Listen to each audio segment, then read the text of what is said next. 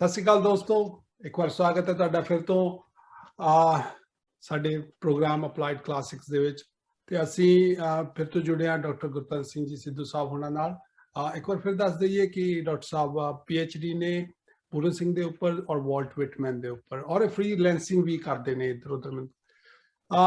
ਅਸੀਂ ਪਿਛਲੀ ਜਿਹੜੀ ਬੈਠਕ ਕੀਤੀ ਸੀ ਉਹਦੇ ਵਿੱਚ ਗੱਲ ਕਰ ਰਹੇ ਸੀਗੇ ਜਿਹੜਾ ਕਿਸਾਨ ਮੋਰਚਾ ਹੈ, ਜਿਹੜੀਆਂ ਉਹਦੀਆਂ ਮਲਟੀ ਡਾਇਮੈਂਸ਼ਨਸ ਨੇ, ਜਿਹੜੇ ਉਹਦੇ ਪਰਸਪੈਕਟਿਵਸ ਨੇ, ਉਹ ਕਿੱਧਰ ਜਾ ਰਹੇ ਨੇ, ਕਿੱਧਰ ਜਾ ਸਕਦੇ ਨੇ ਇੱਕ ਇੰਟੈਲੈਕਚੁਅਲ ਦੇ ਪੁਆਇੰਟ ਆਫ ਵਿਊ ਤੋਂ। ਕੁਝ ਗੱਲਾਂ ਟਾਈਮ ਰਹਿੰਦੇ ਹੋਈਆਂ, ਕੁਝ ਗੱਲਾਂ ਵਿੱਚ ਚੱਲ ਰਹੀਆਂ ਸੀਗੀਆਂ। ਉਸ ਤੋਂ ਬਾਅਦ ਵਿੱਚ ਇੱਕ ਬਹੁਤ ਵੱਡੀ ਇੱਕ ਜਿਹੜੀ ਘਟਨਾ ਬਣਾਈ ਜਾ ਰਹੀ ਹੈ ਔਰ ਦੱਸਿਆ ਜਾ ਰਿਹਾ ਹੈ ਔਰ ਇੱਦਾਂ ਨਾਲ ਪ੍ਰੋਪੇਗੇਟ ਕੀਤਾ ਜਾ ਰਿਹਾ ਹੈ ਕਿ ਲਾਲ ਕਿਲੇ ਦੇ ਉੱਪਰ ਜਿਹੜੇ ਨਿਸ਼ਾਨ ਸਾਹਿਬ ਲੱਗਣ ਦੀ ਜਿਹੜੀ ਘਟਨਾ ਹੈ, ਉਹਦੇ ਮਿਲੇ ਜੁਲੇ ਪ੍ਰਤੀਕਿਰਿਆ ਉਹਦੀ ਆ ਰਹੀ ਹੈ। ਕਹਿ ਰਹੇ ਨੇ ਕਿ ਇਹਦੇ ਨਾਲ ਕਿਸੇ ਤਰ੍ਹਾਂ ਦਾ ਜਿਹੜਾ ਲਾਲ ਕਿਲੇ ਦੇ ਮਾਣ ਨੂੰ ਕਿਸੇ ਤਰ੍ਹਾਂ ਨਾਲ ਹਾਨੀ ਹੋਈ ਹੈ, ਜਾਂ ਇੱਦਾਂ ਨਹੀਂ ਹੋਣਾ ਚਾਹੀਦਾ ਸੀ, ਜਾਂ ਜਿਸ ਤਰ੍ਹਾਂ ਦਾ ਵੀ ਉਹਨਾਂ ਦੇ ਆਪਣੇ ਪਰਸਪੈਕਟਿਵਸ ਨੇ।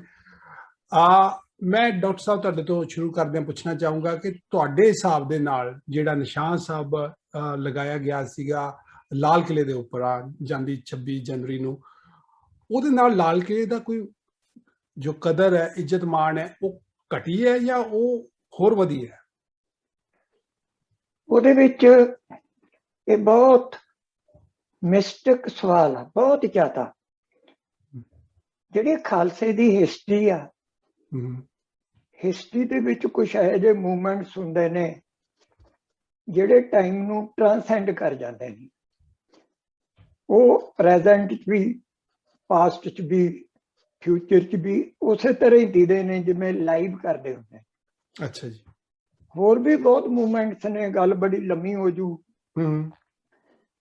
ਲਾਲ ਕਿਲੇ ਦੇ ਉੱਤੇ ਸਿੰਘਾਂ ਨੇ ਉਦੋਂ ਝੰਡਾ ਲਹਿਰਾਇਆ ਜਦੋਂ ਇੱਥੇ ਮੁਗਲ ਹਕੂਮਤ ਦਾ ਬਹੁਤ ਤਾਕਤਵਰ ਰਾਜ ਸੀਗਾ, ਜਿਹੜਾ ਕਿਸੇ ਵੀ ਦੁਨੀਆ ਦੀ ਤਾਕਤ ਤੋਂ ਮੈਦਾਨੇ ਜੰਗ ਦੇ ਵਿੱਚ ਨਹੀਂ ਹਾਰਿਆ। ਸਾਰੇ ਯੂਰਪ ਦੇ ਵਿੱਚ ਪਠਾਨਾਂ ਤੋਂ ਲੈ ਕੇ ਸਿੱਖਾਂ ਤੋਂ ਹਾਰੇ। ਸਿੱਖਾਂ ਨੇ ਜਦੋਂ ਦਿੱਲੀ ਦੇ ਉੱਤੇ ਇਹ ਝੰਡਾ ਚਲਾਇਆ, ਇਹ ਉਹਦੀ ਸਪਿਰਿਚੁਅਲ ਮੈਨੀਫੈਸਟੇਸ਼ਨ ਆ। ਇਹ ਉਹਦੀ ਇੱਕ ਬਹੁਤ ਡਿਵਾਈਨ ਕਿਸਮ ਦੀ ਦਿਸਦੀ ਜ਼ਿੰਦਗੀ ਦੇ ਵਿੱਚ ਇਲੂਮੀਨੇਸ਼ਨ ਆ, ਜਿਹੜਾ ਪ੍ਰਕਾਸ਼ ਗੁਰੂ ਨਾਨਕ ਅਮਲ ਦਾ। ਹੁਣ ਤੁਸੀਂ ਆਪਣੇ ਦੀਪ ਸਿੱਧੂ ਆ ਜਾਂ ਹੋਰ ਵੀ ਬੱਚੇ ਉੱਥੇ ਗਏ ਨੇ, ਮੈਂ ਦੇਖੇ ਵੀ ਨੇ। ਇਹ ਕਿਸੇ ਨੂੰ ਵੀ ਨਹੀਂ ਪਤਾ ਕਿ ਕੌਮ ਦੇ ਅੰਦਰ ਇਹ ਜਿਹੜਾ ਪੈਸ਼ਨ ਹੈ ਜ਼ਿੰਦਾ ਪਿਆ। ਜਦੋਂ ਉਹਨਾਂ ਨੇ ਕਿਸੇ ਮੂਵਮੈਂਟ 'ਚ ਆਉਣਾ ਹੈ, ਜਿਵੇਂ ਕਿਸਾਨ ਮੂਵਮੈਂਟ ਸੀ, ਉਹ ਸਿੱਖ ਕੌਮ ਦੀ ਜਿਹੜੀ ਇੰਟੈਂਸਿਟੀ ਆ ਉਹ ਉਸ ਅਮਲ ਤੇ ਪਹੁੰਚੀ ਹੋਈ ਆ ਜਿਹਦੇ 'ਚ ਝੰਡਾ ਲਹਿਰਾਇਆ ਤੇ ਪੈਦਾ ਹੋਇਆ। ਇਹ ਲਹਿਰਾਉਣਾ ਉਹਦੀ ਗ੍ਰੇਟਨੈਸ ਆ, ਤੇ ਹਿੰਦੂ ਨੂੰ ਇਹਦੇ ਤੇ ਫਰਾਕ ਦਿਲੀ ਦਿਖਾਉਣੀ ਚਾਹੀਦੀ ਸੀ। ਧਰਮ ਦੀ ਸੁਹਿਰਦਤਾ ਦੇ ਹਿਸਾਬ ਨਾਲ, ਹੋਰ ਪੱਖ ਤੋਂ ਨਹੀਂ। ਉਹ ਇਹਨੂੰ ਜੈਲਸੀ ਕਰਦਾ, ਉਹ ਇਹ ਤੋਂ ਪੈ ਖਾ ਰਿਹਾ। ਜਿਹੜੀ ਜੈਲਸੀ ਆ ਕਿੰਨਾ ਕੁ ਚਿਰ ਕਰੀ ਜੋ ਸਿੱਖ ਧਰਮ ਤੇ ਧਰਤੀ ਤੋਂ ਆਕਾਸ਼ ਤੱਕ ਆ, ਇਹਦੀ ਤਾਂ ਐਡੀ ਬੁਲੰਦ ਜੜ ਆ। ਜੈਲਸੀ 'ਚ ਚਾਰ ਚੁਫੇਰੇ ਨਰਕ ਫੈਲਾ ਲਿਆ। ਆਪਦਾ ਰਾਜ ਹੀ ਕਾਫੀ ਹੈ ਇਹਨਾਂ ਨੂੰ ਤਾਂ ਮਾਰ ਦੇਣ ਲਈ, ਸਦੀਵੀ ਤੌਰ ਤੇ ਡੋਬ ਦੇਣ ਦੇ ਲਈ ਇਹ ਰਾਜ ਹੀ ਕਾਫੀ ਹੈ। ਉਹ ਜਦੋਂ ਝੰਡਾ ਲਹਿਰਾਇਆ, ਰੱਬ ਦਾ ਇੰਨਾ ਹੀ ਸ਼ੁਕਰ ਆ ਉਹਨਾਂ ਨੇ ਇੰਡੀਅਨ ਝੰਡੇ ਦਾ ਸਤਿਕਾਰ ਰੱਖਿਆ। ਇੱਥੇ ਸਾਰੇ ਥੋੜੇ ਜਿਹੇ ਸੋਚੋ, ਇਹ ਝੰਡਾ ਜਿਹੜਾ ਸਿੱਖਾਂ ਦਾ, ਇਹ ਡਿਵਾਈਨ ਕਲਰ ਆ, ਇਹ ਰੱਬ ਵੱਲੋਂ ਆਇਆ ਕਲਰ। ਸਾਰੇ ਧਰਮਾਂ 'ਚ ਡਿਵਾਈਨ ਕਲਰ ਨੇ। ਜਿਹੜਾ ਝੰਡਾ ਇੰਡੀਆ ਦਾ ਉਹ ਦੁਨਿਆਵੀ ਕਲਰ ਨੇ, ਉਹ ਤਾਂ ਦੁਨੀਆ ਦੇ ਬੰਦਿਆਂ ਨੇ, ਸਿਆਸੀ ਬੰਦਿਆਂ ਨੇ ਬਣਾਇਆ ਹੋਇਆ। ਸਪਿਰਿਚੁਅਲ ਲੈਵਲ ਤੇ ਇਹਨਾਂ ਦਾ ਕੋਈ ਤਾਲਮੇਲ ਹੀ ਨਹੀਂ।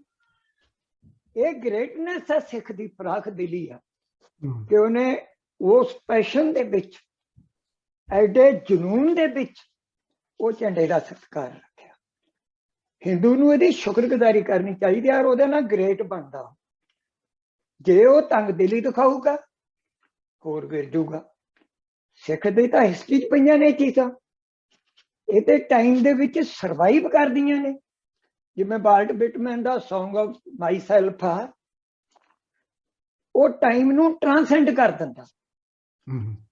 ਪਾਸਟ, ਪ੍ਰੈਜ਼ੈਂਟ, ਫਿਊਚਰ ਇਸ ਲਾਈਫ ਦੇ ਮੂਵਮੈਂਟ 'ਚ ਆ ਜਾਂਦੇ। ਜਦੋਂ ਤੁਸੀਂ ਟਾਈਮ ਨੂੰ ਟ੍ਰਾਂਸੈਂਡ ਕਰਦੇ ਹੋ ਨਾ, ਟਾਈਮ ਹੀ ਕੰਸ਼ੀਅਸਨੈਸ ਬਣਦਾ, ਉਹ ਹਰ ਮੂਵਮੈਂਟ ਦੇ ਵਿੱਚ ਸਰਵਾਈਵ ਕਰਦਾ। ਜਿਵੇਂ ਉਹ ਕਹਿੰਦਾ Song of Myself, now past ਵੀ ਨਾਓ ਆ, ਵੀ ਆਉਣ ਵਾਲਾ ਵੀ ਹੁਣ ਚ ਦੀਦਾ, ਵਰਤਮਾਨ ਵੀ ਦੀਦਾ। ਇਹ ਉਸ ਲਾਈਫ ਦੇ ਲਿਵਿੰਗ ਮੂਵਮੈਂਟ ਦੇ ਵਿੱਚ ਆ ਗਿਆ। ਇਹ ਬਹੁਤ ਸਿੱਖ ਕੌਮ ਵੱਲੋਂ ਗਲੋਰੀਅਸ, ਇਸੇ ਕਰਕੇ ਸਿੱਖ ਕੌਮ ਇਹਨੂੰ ਐਪਰੀਸ਼ੀਏਟ ਕਰਦੀ। ਸਿਆਣੇ ਹਿੰਦੂਆਂ ਨੇ ਵੀ ਕੀਤਾ, ਬੇਟੀਆਂ ਨੇ ਜ਼ਿਆਦਾ ਕੀਤਾ। ਕਿਉਂ ਕੀਤਾ? ਇਸਤਰੀ ਚ ਵੰਡਰ ਜ਼ਿਆਦਾ ਹੁੰਦੀ ਆ। ਇੰਡੀਆ ਦੀ ਇਸਤਰੀ, ਹਿੰਦੂ ਇਸਤਰੀ ਬਹੁਤ ਵੱਡੀ ਗ੍ਰੇਟੈਸਟ ਇਸਤਰੀ ਆ। ਇਹਨੂੰ ਪੂਰਨ ਸਿੰਘ ਨੇ ਸੈਕੰਡ ਗੋਡ ਕਿਹਾ। ਉਹ ਕੋਈ ਕਿਸੇ ਦੀਆਂ ਚੱਕੀਆਂ ਮਗਰ ਲਾਈਆਂ ਨਹੀਂ ਸੀ ਹੋਈਆਂ। ਉਹਨਾਂ ਨੇ ਬਿਸਮਾਦ ਦੇ ਵਿੱਚੋਂ, ਇਸਤਰੀ ਚ ਵੰਡਰ ਬਿਸਮਾਦ ਹੁੰਦਾ, ਬਿਸਮਾਦ ਚ ਪਰਸੈਪਸ਼ਨ ਹੁੰਦੀ ਆ। ਉਹਨੂੰ ਉਹ ਮੂਵਮੈਂਟ ਦਿਸਿਆ। ਉਹਨਾਂ ਨੇ ਮਿਲਟਰੀ ਦੀਆਂ ਆਪ ਹੀ ਮਿਸਾਲਾਂ ਵੀ ਦਿੱਤੀਆਂ ਵੀ ਉੱਥੇ ਕਿਹੜਾ ਲਹਿਰਾਉਂਦੇ ਨਹੀਂ।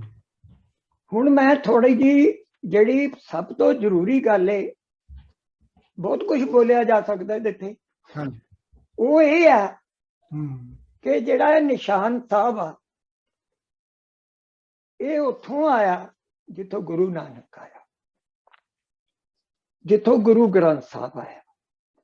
ਅਗਲੇ ਗੁਰੂ ਆਏ ਜਿੱਥੋਂ ਪੰਜ ਕਕਾਰ ਆਏ, ਗੁਰਮੁਖੀ ਜ਼ੁਬਾਨ ਦੇ ਅੱਖਰ ਆਏ, ਤੇ ਜਿੱਥੋਂ ਜ਼ਫਰਨਾਮਾ ਆਇਆ। ਜ਼ਫਰਨਾਮੇ ਦੇ ਉੱਤੇ ਵੀ ਅਸੀਂ ਇੱਕ ਹੋਰ YouTube ਬਣਾਉਣੀ ਹੈ, ਕਿਉਂਕਿ ਉਹ ਪਹਿਲੀ ਕਿਸੇ ਨੇ ਡਿਲੀਟ ਕਰ ਦਿੱਤੀ ਜਾਂ ਖਰੀਦ ਕੇ ਉਹਨੂੰ ਜ਼ਬਤ ਕਰ ਲਿਆ। ਅਸੀਂ ਬਣਾਈ ਸੀ, ਪਰ ਉਹਦੇ ਵਿੱਚ ਕੁਝ ਹੋਰ ਗੱਲਾਂ ਵੀ ਕਰਨ ਵਾਲੀਆਂ ਨੇ ਕਿ ਰੰਗਦੇਵ ਨੂੰ ਜ਼ਫਰਨਾਮਾ ਕਿਉਂ ਲਿਖਿਆ। ਐਡਾ ਵੱਡਾ ਸਪਿਰਿਚੁਅਲ ਲੈਟਰ ਕਿਵੇਂ ਲਿਖਤਾ? ਉਹ ਐਡਾ ਪਾਪੀ ਸੀ। ਉਹ ਪਾਪ ਦੇ ਵਿੱਚ ਉਹ ਕਿਹੜੀ ਚੀਜ਼ ਸੀ ਜਿਹਨੂੰ ਇੱਕ ਗੁਰੂ ਨੇ ਰੈਵੀਲੇਸ਼ਨ ਦੇ ਲੈਟਰ ਦੇ ਵਿੱਚ ਸੰਬੋਧਨ ਕੀਤਾ, ਔਰ ਉਹਨੂੰ ਉਹ ਉਪਦੇਸ਼ ਅਸਰ ਉਹਦੇ ਤੇ ਹੋਣਾ ਹੀ ਹੋਣਾ ਸੀ, ਕਿਉਂਕਿ ਲਿਖਿਆ ਹੀ ਤਾਂ ਗਿਆ, ਨਹੀਂ ਤੇ ਹੋਂਦੀ ਚ ਹੀ ਨਹੀਂ ਸੀ ਹੋਣਾ। ਉਹ ਡਿਜ਼ਰਵ ਕਰਦਾ ਸੀ। ਉਹ ਫੇਰ ਦੱਸੂਗਾ ਮੈਂ ਇਸ YouTube ਦੇ ਵਿੱਚ, ਕਿਉਂਕਿ ਉਹਦੇ ਵਿੱਚ ਪਾਪ ਦੇ ਪਿੱਛੇ ਵੀ ਬਹੁਤ ਵੱਡੀਆਂ ਗੱਲਾਂ ਨੇ।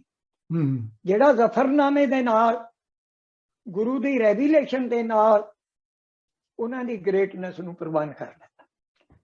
ਗੁਰੂ ਨੇ ਉਹਨੂੰ ਉਹ ਗੱਲ ਮਨਾਉਣੀ ਸੀ ਜਿਹੜੀ ਰੱਬ ਵੱਲੋਂ ਆਈ, ਜਿਹੜੀ ਰੱਬ ਦੀ ਦਾਤ ਆ ਗੁਰੂ ਦੀ। ਉਹਦੇ ਨਾਲ ਕੋਈ ਜਿੱਦ ਨਹੀਂ ਸੀ ਹੋਈ। ਹਰ ਬੰਦੇ ਨਾਲ ਹੀ ਉਹਨਾਂ ਦੀ ਇਹੀ ਦੇਣ ਸੀ, ਇਹੀ ਉਹਨਾਂ ਦਾ। ਜੇ ਕੋਈ ਕਿਤੇ ਜੰਗ ਵੀ ਹੋਈ ਆ, ਉਹ ਰੱਬੀ ਨੇਮ ਦੇ ਅਧੀਨ ਹੋਈ ਆ। ਹੁਣ ਮੈਂ ਸਾਰੀ ਸਿੱਖ ਕੌਮ ਨੂੰ, ਖਾਸ ਕਰਕੇ ਦਿੱਲੀ ਮੋਰਚੇ ਦੇ ਵਿੱਚ ਨਿਹੰਗ ਨੇ, ਮੇਰੀ ਬਹੁਤ ਇਹਨਾਂ ਚੀਜ਼ਾਂ ਤੇ ਨਿਗਾਹ ਰਹਿੰਦੀ ਆ। ਮੈਂ ਕੋਈ ਇੰਨਾ ਵੀ ਨਹੀਂ ਦਾਅਵਾ ਕਰਦਾ ਵੀ ਮੈਂ ਬਹੁਤ ਸਿਆਣਾ, ਕਿਉਂਕਿ ਅਕਲ ਤਾਂ ਸੰਗਤ ਦੀ ਵੱਡੀ ਆ। ਸੰਗਤ ਗੁਰੂ ਨੇ ਪੈਦਾ ਕੀਤੀ ਆ। ਗੁਰੂ ਕੋਲੇ ਸਭ ਕੁਝ ਆ ਜਿਹੜਾ ਸਾਨੂੰ ਥੋੜੇ ਵਾਲੇ ਹਿੱਸਿਆਂ 'ਚ ਮਿਲਿਆ ਹੋਇਆ। ਜਿਹੜਾ ਅਮਲ ਆ, ਜਿਹੜਾ ਨਿਸ਼ਾਨ ਸਾਹਿਬ ਆ, ਇਹਦੀ ਅਸੀਂ ਸ਼ਕਲ ਨਹੀਂ ਬਦਲ ਸਕਦੇ। ਜੇ ਇਹਦੀ ਸ਼ਕਲ ਬਦਲ ਦੋਗੇ ਤੁਸੀਂ, ਉਹ ਨੇਮ ਨਾਲੋਂ ਟੁੱਟ ਕੇ ਦੁਨੀਆਦਾਰੀ ਵਿਪਰ ਸੰਸਕਾਰ ਚਾਲੋਗੇ। ਮੈਂ ਨਿਸ਼ਾਨ ਸਾਹਿਬ ਜਿੰਨੇ ਬੰਦਿਆਂ ਦੇ ਦੇਖੇ ਨੇ, ਬਹੁਤ ਥੋੜੇ ਨਿਸ਼ਾਨ ਸਾਹਿਬ ਨੇ ਜਿਹੜੇ ਸਿੱਖ ਦੇ ਧਰਮ ਦੇ ਨਿਸ਼ਾਨ ਸਾਹਿਬ ਦੇ ਮੁਤਾਬਕ ਨੇ। ਬਾਕੀਆਂ ਨੇ ਲਾਏ ਗੁਰੂ ਦੇ ਸਮਝ ਕੇ ਨੇ, ਪਰ ਉਹਨਾਂ ਦੀ ਸ਼ਕਲ ਹੋਰ ਆ। ਅੱਛਾ ਜੀ। ਜੇ ਸ਼ਕਲ ਬਦਲ ਗਈ, ਆਕਾਰ ਬਦਲ ਗਿਆ ਉਹਦਾ, ਉਹ ਸਿਸਟਮ ਨੂੰ ਟੁੱਟ ਗਿਆ। ਸਿਸਟਮ ਨੂੰ ਟੁੱਟ ਗਿਆ ਤੁਸੀਂ ਉਹਨੂੰ ਪੂਜਦੇ ਹੋ, ਤੁਸੀਂ ਵੀ ਟੁੱਟ ਗਏ। ਉਹਨੇ ਤੁਹਾਨੂੰ ਉੱਥੇ ਲਿਜਾਣਾ ਜਿੱਥੇ ਉਹਦਾ ਸਿਸਟਮ ਹੈ। ਜਦੋਂ ਤੁਸੀਂ ਉਹਦਾ ਸਿਸਟਮ ਭੰਗ ਕਰਤਾ, ਜਿਵੇਂ ਮਿਸਾਲ ਲਈ ਇਹ ਖੰਡਾ ਹੈਗਾ ਨਾ, ਇਹਦਾ ਆ ਸੱਜਾ ਪਾਸਾ। ਹਾਂਜੀ, ਇਹ ਸਾਰੀ ਸਿੱਖ ਕੌਮ ਨੂੰ ਮੇਰੀ ਬੇਨਤੀ ਆ, ਜੋ ਨਿੰਗ ਸਾਹਿਬ ਸਿੰਘ ਸਾਹਿਬ ਨੇ ਸਿੱਖ ਕੌਮ ਦੇ ਬਹੁਤ ਵੱਡੇ ਮਹਾਨ ਯੋਧੇ, ਕੁਰਬਾਨੀਆਂ ਕਰਨ ਵਾਲੇ, ਉਹਨਾਂ ਨੂੰ ਵੀ ਬੇਨਤੀ ਆ। ਵੈਸੇ ਤਾਂ ਸ਼੍ਰੋਮਣੀ ਕਮੇਟੀ ਦੇ ਧਰਮ ਪ੍ਰਚਾਰ ਆ ਜਿਹੜਾ ਉਹਨਾਂ ਦੀ ਜ਼ਿੰਮੇਵਾਰੀ ਆ, ਪਰ ਉਹ ਪਤਾ ਨਹੀਂ ਕਿਹੜੇ ਕੰਮਾਂ 'ਚ ਲੱਗੇ ਨੇ ਕਿ ਅਸੀਂ ਉਹਨਾਂ ਨੂੰ ਕੁਝ ਨਹੀਂ ਕਹਿ ਸਕਦੇ। ਇਹ ਜਿਹੜਾ ਨਿਸ਼ਾਨ ਸਾਹਿਬ ਆ ਉਹ ਆਪ ਹੀ ਦੇਖ ਲੈਣ। ਮੈਂ ਹੁਣ ਤੁਹਾਨੂੰ ਸਮਝਾਉਣਾ ਕਿ ਬਾਬਾ ਬੁੱਢਾ ਜੀ ਨੇ 6ਵੇਂ ਗੁਰੂ ਨੂੰ 2 ਕਿਰਪਾਨਾਂ ਪਹਿਨਾਈਆਂ, ਮੀਰੀ ਤੇ ਪੀਰੀ, ਪੀਰੀ ਤੇ ਮੀਰੀ। ਇਹ ਪੀਰੀ ਆ, ਇਹ ਮੀਰੀ ਆ। ਇਹ ਮੀਰੀ ਆ ਜਿਹੜੀ ਦੁਨੀਆਦਾਰੀ ਆ, ਪਰ ਦੁਨੀਆਦਾਰੀ ਦੂਜੀ ਦੁਨੀਆਦਾਰੀ ਨਹੀਂ ਹੈਗੀ, ਧਰਮਸਾਲ ਦੀ ਦੁਨੀਆਦਾਰੀ ਆ। ਇਹ ਜਿਹੜੀ ਪੀਰੀ ਆ, ਇਹਨੇ ਮੀਰੀ ਨੂੰ ਆਪਦੇ ਬਰਾਬਰ ਕਰ ਦਿੱਤਾ। ਖਾਲਸਾ ਨਹੀਂ ਸਾਜਿਆ, ਖਾਲਸਾ ਮੇਰੀ ਜੋ ਪੀਰੀ ਪੈਦਾ ਹੋ ਗਈ, ਬਰਾਬਰ ਆ ਗਿਆ। ਇਹ 2 ਕਿਰਪਾਨਾਂ ਨੇ ਜਿਹੜੀਆਂ ਹੁਣ ਮੈਂ ਉੱਥੇ, ਤੁਸੀਂ ਸਾਰੇ ਜਿਨ੍ਹਾਂ ਦੇ ਮੱਥਿਆਂ ਤੇ ਲੱਗੀਆਂ ਨੇ ਉਹ ਦੇਖਣ। ਕਈਆਂ ਨੇ ਤਾਂ ਉਹਦਾ ਮੋਠਾ ਥੱਲੇ ਨੂੰ ਮੋੜਿਆ ਹੋਇਆ, ਜਿਵੇਂ ਉਹ ਪਹਾੜਾਂ ਕੋਲੇ ਦਾਹ ਫੜੇ ਹੁੰਦੇ ਨੇ ਘਾਹ ਕੱਟਣ ਵਾਲੇ। ਇਹਦੀ ਸ਼ਕਲ ਥੱਲਿਓਂ ਬਦਲ ਗਈ, ਥੱਲਿਓਂ ਬਰਾਬਰੀ ਨਿਸ਼ਾਨ ਸਾਹਿਬ ਵੀ ਆਉਂਦਾ, ਮੁੱਠਾ ਵੀ ਆਉਂਦਾ।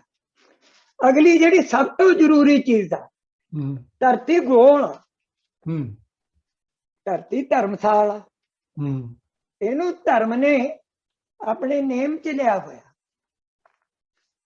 ਆ ਜਿਹੜਾ ਉੱਪਰ ਖੰਡਾ, ਹਾਂਜੀ, ਇਹ ਉੱਚਾ ਦਰ ਬਾਬੇ ਨਾਨਕ ਦਾ, ਜਿੱਥੇ ਆਰਤੀ ਹੋ ਰਹੀ ਉੱਥੋਂ ਵੀ ਪਾਰ। ਇਹ 10 ਗੁਰੂਆਂ ਦੀ ਰੈਵੀਲੇਸ਼ਨ ਹੈ, ਜਿੱਥੋਂ ਬਾਣੀ ਆਈ, ਤੁਰ ਕੀ ਬਾਣੀ ਆਈ, ਇਹ ਤੁਰ ਤੱਕ ਜਾਂਦਾ। ਇਹ ਐਵੇਂ ਨਹੀਂ ਉੱਚਾ ਕਰ ਲਿਆ ਵੀ ਤੁਸੀਂ ਹੋਰ ਲੰਮਾ ਕਰ ਦੋ ਸਰੀਆ ਲਾ ਕੇ। ਬਥੇਰੇ ਕਰਨਗੇ ਸਾਡੀ ਨਕਲ, ਜਿੰਨਾ ਮਰਜ਼ੀ ਕਰ ਲੈਣ, ਜਦੋਂ ਉਹਨਾਂ ਦੇ ਅਮਲ 'ਚ ਹੀ ਨਹੀਂ। ਇਹ ਤਾਂ ਇੰਨਾ ਬੁਲੰਦ ਆ, ਇੰਨਾ ਉੱਚਾ ਵੀ ਇਹਦੋਂ ਗਾਂ ਕੀਤਾ ਨਹੀਂ ਜਾ ਸਕਦਾ, ਅਸਮਾਨ ਤੋਂ ਪਾਰ ਤੱਕ ਵੀ ਹੈ, ਕਿਉਂਕਿ ਤਾਰਿਆਂ ਤੋਂ ਪਾਰ ਤੱਕ ਆਰਤੀ ਹੋ ਰਹੀ ਹੈ। ਗੁਰੂ ਗ੍ਰੰਥ ਸਾਹਿਬ ਰਾਗਾਂ 'ਚ, ਰਾਗਾਂ ਦੇ ਉੱਤੇ ਕੋਈ ਅਕਲ ਦੀ ਬੰਦਿਸ਼ ਨਹੀਂ, ਸਾਰੇ ਬ੍ਰਹਮੰਡ ਦੀ ਰਾਗ ਸਾਂਝੀ ਜ਼ੁਬਾਨ, ਸਾਰੇ ਬ੍ਰਹਮੰਡ ਦੀ ਸਾਂਝੀ ਪ੍ਰਿਆ। ਜੇ ਕਿਸੇ ਹੋਰ ਪਲੈਨਟ ਦੇ ਵਿੱਚ ਕੋਈ ਹੋਰ ਪ੍ਰੇਅਰ ਹੋਵੇ, ਹੋਰ ਪ੍ਰੇਅਰ ਪਲੈਨਟ 'ਚ ਹੈਗੀਆਂ ਨੇ, ਉਹ ਪ੍ਰੇਅਰ ਨੂੰ ਵੀ ਇਹ ਪ੍ਰੇਅਰ ਭੰਗ ਨਹੀਂ ਕਰਦੀ, ਕਿਉਂਕਿ ਇਹਨੇ ਉਹਨੂੰ ਵੀ ਆਪਣੇ ਕਲੇਮ 'ਚ ਲਿਆ ਹੋਇਆ। ਇਸ ਕਰਕੇ ਜਦੋਂ ਤੁਸੀਂ, ਮੈਂ ਹੁਣ ਮਿਸਾਲ ਲਈ ਦੱਸਦਾ, ਨਿੰਗਾਂ ਦੇ ਸਿੰਘ ਨੇ ਜਿਹੜੇ, ਉਹਨਾਂ ਦੇ ਐ ਜਿਵੇਂ ਬੁੱਧ ਦੇ ਸਿੰਘ ਹੁੰਦੇ ਨੇ ਜਾਂ ਝੋਟੇ ਦੇ ਸਿੰਘ ਹੁੰਦੇ ਨੇ, ਐ ਲਾਏ ਹੋਏ ਨੇ ਖੰਡੇ, ਵਿਚਾਲੇ ਇਹਨਾਂ ਕਿਰਪਾਨਾਂ, ਇੱਕ ਵਿਚਾਲੇ ਖੰਡਾ। ਇਹ ਆ ਚੱਕੋ, ਇਹ ਤ੍ਰਿਸ਼ੂਲ ਆ, ਇਹ ਕਿਤੇ ਨਹੀਂ ਮਿਲਦਾ, ਕਿਤੇ ਨਹੀਂ ਮਿਲਦਾ। ਕਿਉਂ? ਹਿੰਦੂਇਜ਼ਮ ਦੇ ਵਿੱਚ ਬਹੁਤ ਈਸ਼ਵਰਵਾਦ, ਪੋਲੀਥੀਇਜ਼ਮ। ਸਿੱਖ ਧਰਮ ਦੇ ਵਿੱਚ ਇੱਕ ਈਸ਼ਵਰਵਾਦ ਹੈ, ਇੱਕ ਗੁਰੂ, ਇੱਕ ਓਂਕਾਰ। ਇਹ ਤਾਂ ਗੁਰੂ ਨੇ ਇੱਕ ਓਂਕਾਰ ਪਾਇਆ ਕਿ ਇੱਕ ਤਾਂ ਕਹਿ ਦਿੰਦੇ ਹੋ, ਅਮਲ 'ਚ ਨਹੀਂ ਹੁੰਦਾ। ਇਸ ਕਰਕੇ ਉਹਨਾਂ ਨੂੰ ਇੱਕ 'ਚ ਲਿਆਉਣਾ ਪਿਆ ਕਿ ਇੱਕ ਇੱਕ ਕਰੀ ਜਾਂਦੇ ਹੋ, ਇੱਕ ਵੀ ਹੈ। ਜਿਵੇਂ ਬਾਜਾ ਸੁਰਾਂ ਵਜਾਉਂਦੇ ਆ, ਕਦੇ ਸੁਰ ਹੀ ਨਹੀਂ ਫੜਦੇ। ਇਹ ਇੱਕ ਓਂਕਾਰ ਸਧਾਰਨ ਨਹੀਂ ਹੈਗਾ, ਇੱਕ ਓਂਕਾਰ, ਇਹ ਇੱਕੋ ਹੀ ਆ। ਇਹਦੇ ਵਿੱਚੋਂ ਹੀ ਸਾਰਾ ਸਿਸਟਮ ਪੈਦਾ ਹੋਇਆ, ਇਹਦਾ ਕਿਤੇ ਵੀ ਵਿਘਨ ਨਹੀਂ ਪੈਂਦਾ, ਨਾ ਅਮਲ 'ਚ ਨਾ ਇਹਦੇ ਸਪਿਰਚੁਅਲ ਸਿਸਟਮ ਦੇ ਵਿੱਚ। ਹੁਣ ਜਦੋਂ ਤੁਸੀਂ ਕਈ ਕਹਿਣਗੇ ਜਿਵੇਂ ਉਹ ਉਗਰਾਹਾਂ ਮਾਰਕਸ ਵੀ ਗਰੀਬਾਂ ਦੇ ਹੱਕ 'ਚ ਗੁਰੂ ਨਾਨਕ ਵਾਂਗੂ, ਗਰੀਬਾਂ ਦੇ ਹੱਕ 'ਚ ਕਿੰਨਿਆਂ ਨੇ ਨਹੀਂ ਨਾਰੇ ਲਾਏ। ਤਤੀ ਤਵੀ ਤੇ ਮਾਰਕਸ ਬਹਿ ਜਾਊਗਾ, ਬੱਚਿਆਂ ਨੂੰ ਸ਼ਹੀਦ ਕਰਾ ਲੂਗਾ। 9 ਤੇ 11 ਸਾਲ ਦੇ ਬੱਚੇ ਧਰਮ ਨਾ ਛੱਡਣ, ਇਹ ਅਮਲ ਆ ਜਿਹੜਾ ਕਿੱਥੋਂ ਲਿਆਉਂਗੇ? ਇਹ ਲੰਗਰ ਕੋਈ ਐ ਨਹੀਂ 4 ਦਿਨ ਪਕਾ ਲਿਆ। ਖਾਲਸੇ ਦੀ ਆਤਮਾ 'ਚ ਇਹਦਾ ਜ਼ਹੂਰ ਹੋ ਗਿਆ। ਖਾਲਸਾ ਤੋਂ ਬਿਨਾਂ ਜਿਉ ਨਹੀਂ ਸਕਦਾ। ਉਹ ਚਾਹ ਪੀਊਗਾ ਤਾਂ ਵੀ ਚਾਹੂਗਾ ਮੇਰੇ ਨਾਲ ਕੋਈ ਹੋਵੇ, ਉਹਦਾ ਦਿਲ ਕਰੂਗਾ। ਉਹ ਸੰਗਤ ਦੇ ਨਾਲ ਸਪਿਰਚੁਅਲ ਲੈਵਲ ਤੇ ਜੁੜਿਆ। ਇਸ ਕਰਕੇ ਫਰਜ਼ ਕਰ ਲਓ ਤੁਸੀਂ ਆਹ ਕਿਰਪਾਨਾਂ ਨੇ ਜਿਵੇਂ ਨਿੰਗ ਭਰਾਵਾਂ ਦੇ ਲਾਈਆਂ ਹੋਈਆਂ, ਉਹ ਆ ਚੌੜੀਆਂ ਕਰਤੀਆਂ ਇਸ ਤਰ੍ਹਾਂ, ਇਹ ਉੱਪਰ ਚਲੀਆਂ ਗਈਆਂ, ਕਿਤੇ ਵੀ ਨਹੀਂ ਮਿਲਦੀਆਂ। ਫਿਰ ਇੱਕ ਓਮਕਾਰ ਕਿੱਥੇ ਰਹਿ ਗਿਆ? ਇਹ ਕਿਰਪਾਨਾਂ ਇੱਥੇ ਖੰਡੇ ਦੇ ਵਿੱਚ ਧਰਤੀ ਦੇ ਉੱਤੇ ਮਿਲਣੀਆਂ ਚਾਹੀਦੀਆਂ ਨੇ, ਗੁਲਾਈ ਚ। ਇਹ ਜਦੋਂ ਵੱਧਦੀ ਹੈ ਕਿਰਪਾਨ ਇੱਥੇ ਵਿੱਚ ਹੀ ਆ ਜਾਵੇ। ਇਹ ਨਹੀਂ ਕਿ ਮਾੜੀ ਜਿਹੀ ਤਾਂ ਉੱਪਰ ਖੰਡੇ ਨਾਲ ਚਲੀ ਜਾਵੇ ਫਿਰ ਵੀ ਗਲਤ ਆ। ਇਹ ਧਰਤੀ ਤੱਕ ਸੀਮਿਤ ਨਹੀਂ। ਇਹਨਾਂ ਨੇ ਧਰਤੀ ਨੂੰ ਆਪਣੇ ਇਸ ਤਰ੍ਹਾਂ ਜ਼ਬਤ ਦੇ ਵਿੱਚ ਲਾਇਆ ਹੋਇਆ। ਧਰਤੀ ਧਰਮਸਾਲ ਕਿਵੇਂ ਬਣੀ? ਜਦੋਂ ਸਿੱਧਾ ਨਾਲ ਗੁਰੂ ਨਾਨਕ ਸਾਹਿਬ ਦੀ ਗੋਸ਼ਟ ਹੁੰਦੀ ਹੈ ਨਾ, ਗੁਰੂ ਨਾਨਕ ਸਾਹਿਬ ਕਹਿੰਦੇ ਮੈਂ ਗੁਰਮੁਖ ਦੀ ਤਲਾਸ਼ ਵਿੱਚ, ਗੁਰਮੁਖ ਗਾਇਬ ਵਿੱਚ ਆ। ਪਰ ਗਾਇਬ ਆ ਜਿਹੜਾ ਗੁਰੂ ਨੂੰ ਦੀਦਾ ਵੀ 10ਵੇਂ ਜਾਮੇ 'ਚ ਜਾ ਕੇ, ਕਿਉਂਕਿ ਅਗਲੇ ਗੁਰੂ ਵੀ ਉਹਦੇ ਵਿੱਚ ਨੇ। ਇਹਨੇ ਵਿਜ਼ੀਬਲ ਬਣ ਜਾਣਾ, ਸਾਕਾਰ ਹੋ ਜਾਣਾ ਸਾਹਮਣੇ। ਉਹ ਕਹਿੰਦੇ ਗੁਰਮੁਖ ਸਾਚੇ ਧਰਤੀ ਸਾਜੀ। ਜਿੱਥੋਂ ਗੁਰਮੁਖ ਪੈਦਾ ਹੋਇਆ ਉਸੇ ਛਿਣ ਦੇ ਵਿੱਚ ਧਰਤੀ ਨੂੰ ਧਰਮਸਾਲ ਦਾ ਰੁਤਬਾ ਮਿਲਿਆ। ਨਾ ਧਰਤੀ ਧਰਮਸਾਲ ਤੋਂ ਥੱਲੇ ਜਾਊਗੀ, ਨਾ ਗੁਰਮੁਖ ਦੇ ਲੈਵਲ ਤੋਂ ਥੱਲੇ ਜਾਊਗਾ। ਜਿਹੜਾ ਸਾਧ ਬਚਨ ਅਟਲਾਦਾ, ਸਾਧ ਪਤਾ ਕੌਣ ਹੈ? ਸਾਧ ਆ ਨਹੀਂ ਹੈਗੇ, ਪਹਿਲੇ ਭਗਤ ਵੀ ਨਹੀਂ ਹੈਗੇ। ਸਾਧ ਸੰਤ ਬ੍ਰਹਮ ਗਿਆਨੀ ਇਹ ਗੁਰਮੁਖ ਦੇ ਗਾਇਬ ਰੂਪ ਨੇ, ਜਿਹੜੇ ਖਾਲਸੇ ਚਾਹੁੰਦੇ। ਉਹ ਟਾਲਾ ਸਾਧ ਬਚਨ ਅਟਲਾਦਾ, ਇਹ ਨਹੀਂ ਮਿਟੂਗਾ। ਜੋ ਕੁਝ ਸਾਧ ਨੇ ਬੋਲਤਾ, ਜਿਹੜਾ ਗੁਰਮੁਖ ਹੈ ਸਾਧ ਬ੍ਰਹਮ ਗਿਆਨੀ ਹੈ, ਸੰਤ ਵੀ ਗੁਰਮੁਖ ਹੈ। ਉਹਨੇ ਕਿਉਂਕਿ ਜੋ ਬੋਲਿਆ ਉਹ ਅਮਲ ਚ ਲਿਆਤਾ। ਇੱਕ ਸਿੱਖ ਮਾਰ ਦੋ ਅਗਲਾ ਫੇਰ ਆ ਜਾਊਗਾ, ਜੇ ਉਹ ਬਚ ਗਿਆ ਉਹ ਫੇਰ ਆ ਜਾਊਗਾ, ਮੁੜ ਕੇ ਕਹੂਗਾ ਮੈਂ ਤਾਂ ਇੱਥੇ ਮਰਨਾ। ਉਹਨੂੰ ਪਤਾ ਸਿੱਖ ਨੂੰ ਕਿ ਮੌਤ ਤੋਂ ਵੱਡੀ ਪ੍ਰਾਪਤੀ ਉਹਨੂੰ ਮਿਲ ਰਹੀ ਹੈ। ਉਹ ਮੌਤ ਤੋਂ ਪਾਰ ਖੜਾ, ਉਹਨੂੰ ਮੌਤ ਚ ਪੈ ਦੇ ਰਹੇ ਨੇ। ਉਹਦੇ ਮਾਸ ਨੂੰ ਕੁੱਟੀ ਜਾਂਦੇ ਨੇ, ਉਹਦੇ ਮਾਸ ਦੇ ਵਿੱਚੋਂ ਨਹੀਂ ਹੈਗਾ। ਇਹ ਮਾਸ ਖਤਮ ਹੋ ਜਾਊਗਾ, ਉਹ ਮਾਸ ਤੋਂ ਅੱਗੇ ਇਹ ਜ਼ਿੰਦਗੀ ਚ ਥੋੜਾ ਜਿਹਾ ਹਿੱਸਾ ਮੌਤ ਤੋਂ ਬਾਅਦ ਹੀ ਅਸਲੀ ਲਾਈਫ ਬੰਦੇ ਨੂੰ ਪ੍ਰਾਪਤ ਹੁੰਦੀ ਹੈ। ਈਵਨ ਤੁਹਾਨੂੰ ਹੈਰਾਨੀ ਆਊਗੀ, ਖਾਲਸਾ ਮੌਤ ਨੂੰ ਵੀ ਕੰਸ਼ੀਅਸਨੈਸ ਬਣਾ ਦਿੱਤਾ। ਮੌਤ ਵੀ ਬਿਊਟੀਫੁਲ ਹੋ ਜਾਂਦੀ ਹੈ। ਹਨੇਰੇ ਦੇ ਵਿੱਚ ਹੀ ਚਾਨਣ ਤਲਾਸ਼ ਕਰ, ਹਨੇਰੇ ਦੇ ਗਰਭ 'ਚ ਹੀ ਚਾਨਣ ਪਿਆ। ਜਿਵੇਂ ਦੋਸਤੋਵਸਕੀ ਦਾ ਨਾਵਲ ਹੈ, ਜਿਹਨੂੰ ਟਾਲਸ ਨੇ ਆਪਣੇ ਆਇਨਸਟਾਈਨ ਸਾਇੰਟਿਸਟ ਨੇ ਪੜ੍ਹਿਆ, ਉਹ ਹਿੱਲ ਗਿਆ ਸਾਰਾ। ਉਹਨੂੰ ਲੱਗਿਆ ਵੀ ਵਿਗਿਆਨਕ ਚੀਜ਼ ਹੈ। ਇੱਥੇ ਵਿਗਿਆਨਕ ਤਰੀਕੇ ਨਾਲ ਜਿਹੜੇ ਆਮ ਕੋਈ ਮੈਥ ਦਾ ਪ੍ਰੋਫੈਸਰ ਆ, ਕੋਈ ਸਾਇੰਸ ਦਾ, ਉਹ ਗੁਰੂ ਗ੍ਰੰਥ ਸਾਹਿਬ ਦੀ ਸਟੱਡੀ ਕਰਦੇ ਨੇ। ਕੋਈ ਚੀਜ਼ ਵਿਗਿਆਨ 'ਚ ਲੱਭ ਸਕਦੀ ਹੈ, ਪਰ ਵਿਗਿਆਨ ਤੋਂ ਸਿਸਟਮ ਹੀ ਵੱਡਾ ਹੈ। ਇਹ ਤਾਂ ਮੈਨ ਪੈਦਾ ਕਰਨ ਦੀ ਕਮਿਟਮੈਂਟ ਹੈ। ਵਿਗਿਆਨ ਲੰਗਰ ਨਹੀਂ ਚਲਾਉਂਦੀ, ਚਲਾ ਦੂਗੀ ਤਤੀ ਤਵੀ ਤੇ ਬਿਠਾ ਦੂਗੀ ਬੰਦੇ ਨੂੰ। ਇਹ ਚੀਜ਼ਾਂ ਉਹਦੇ ਸਹਿਜ 'ਚ ਪਈਆਂ ਨੇ। ਸ਼ਹੀਦ ਆ, ਸ਼ਹੀਦ ਉਹਨੂੰ ਦੱਸਦਾ ਥੋੜਾ ਮੈਂ ਸ਼ਹੀਦ ਹੋਣਾ, ਉਹਨੂੰ ਆਪ ਨੂੰ ਵੀ ਨਹੀਂ ਪਤਾ ਹੁੰਦਾ। ਉਹ ਸੰਗਤ ਦੇ ਵਿੱਚ ਬਸੰਤ ਰੁੱਤ ਜਿਵੇਂ ਹੁਣ ਬਸੰਤੀ ਚੱਲ ਰਹੀ ਆ, ਹਾਂਜੀ, ਬਸੰਤ ਚ ਬਸੰਤ ਰੂਪ ਚ ਹੋਲਿਆ ਬੈਠਾ ਹੁੰਦਾ ਸੰਗਤ ਚ। ਜਦੋਂ ਸ਼ਹੀਦ ਦੀ ਮੰਗ ਹੁੰਦੀ ਆ, ਜਿਵੇਂ ਪੰਜਾਂ ਪੈਰਾਂ ਚ ਕਿਹੜਾ ਪਤਾ ਸੀ ਕਿਹੜਾ ਕਿੱਥੋਂ ਉੱਠੂਗਾ, ਉਹ ਸਾਹਮਣੇ ਆ ਗਿਆ, ਸਾਹਮਣੇ ਆ ਜਾਊਗਾ। ਉਹਨੂੰ ਹੁਕਮ ਹੁੰਦਾ ਜਦੋਂ, ਉਦੋਂ ਹੀ ਉਹਨੂੰ ਪਤਾ ਲੱਗਦਾ ਮੈਂ ਹੋਣਾ ਸ਼ਹੀਦ। ਉਹਨੂੰ ਅਮਲ ਚ ਗੁਰੂ ਨੇ ਤਿਆਰ ਕੀਤਾ ਹੋਇਆ। ਉਹ ਪਹਿਲਾਂ ਤਿਆਰ ਧਿਆਨ ਹੀ ਬੈਠਾ, ਉਹ ਸਹਿਜ ਵਿੱਚ ਆ। ਉਹ ਸ਼ਹਾਦਤ ਦਾ ਨਜ਼ਾਰਾ ਜ਼ਿੰਦਗੀ ਚ ਲਾ ਰਿਹਾ। ਪਹਿਲਾਂ ਹੀ ਕਿਉਂ ਤਿਆਰ ਹੋਵੇ, ਜਦੋਂ ਸ਼ਹਾਦਤ ਆਊਗੀ ਉਹਦੇ ਚ ਨਜ਼ਾਰਾ ਉਹਦਾ ਲਊ। ਤੇ ਆ ਜਿਹੜੇ ਨਿਸ਼ਾਨ ਨੇ, ਇਹ ਤੁਹਾਡੀ ਮੇਰੀ ਸੰਗਤ ਨੂੰ ਬੇਨਤੀ ਆ। ਸ਼੍ਰੋਮਣੀ ਕਮੇਟੀ ਆਪਦੀਆਂ ਜ਼ਿੰਮੇਵਾਰੀਆਂ ਤੋਂ ਭੱਜੀ ਹੋਈ ਆ। ਇਹ ਤੁਸੀਂ ਆਪ ਬਣਾਉਣੇ ਨੇ। ਖੁਦ ਢਲਾਈ ਕਰੋ ਇਹਨਾਂ ਦੀ। ਇੱਕ ਨਿੰਗਾਂ ਦੇ ਮੱਥੇ ਤੇ ਤੋੜਾ ਲੱਗਿਆ, ਉਹ ਤੇ ਠੀਕ ਆ, ਉਹ ਬਹੁਤ ਸੋਹਣਾ ਲੱਗਦਾ। ਲਾਇਆ ਤਾਂ ਇਹ ਵੀ ਉਹਨਾਂ ਨੇ ਗੁਰੂ ਦਾ ਮੰਨ ਕੇ ਆ, ਪਰ ਇਹਦਾ ਜਿਹੜੀ ਆਹ ਰੂਪ ਆ, ਜਿਵੇਂ ਗੁਰੂ ਨੇ ਸਾਨੂੰ ਦਿੱਤਾ, ਇਹ ਬਦਲਣਾ ਨਹੀਂ ਚਾਹੀਦਾ। ਜਿਵੇਂ 5 ਕਕਾਰ ਨੇ। ਹੁਣ ਮੈਂ ਤੁਹਾਨੂੰ ਇੱਕ ਗੱਲ ਸਮਝਾਉਣਾ, ਮੇਰੀ ਧਿਆਨ ਨਾਲ ਸੁਣਿਓ।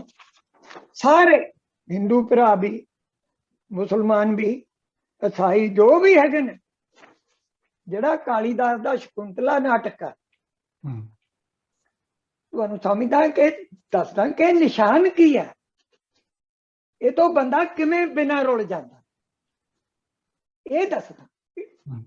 ਜਦੋਂ ਦੁਸ਼ਯੰਤ ਆ ਜਿਹੜਾ, ਉਹ ਦੁਨੀਆ ਦਾ ਰਾਜਾ ਸੀ। ਗੁਰੂ ਨਾਨਕ ਸਾਹਿਬ ਕਹਿੰਦੇ, ਨਾਨਕ ਦੁਨੀਆ ਕੈਸੀ ਹੋਈ, ਸਾਲਕ ਮਿਤ ਨਾ ਰਹਿਓ ਕੋਈ।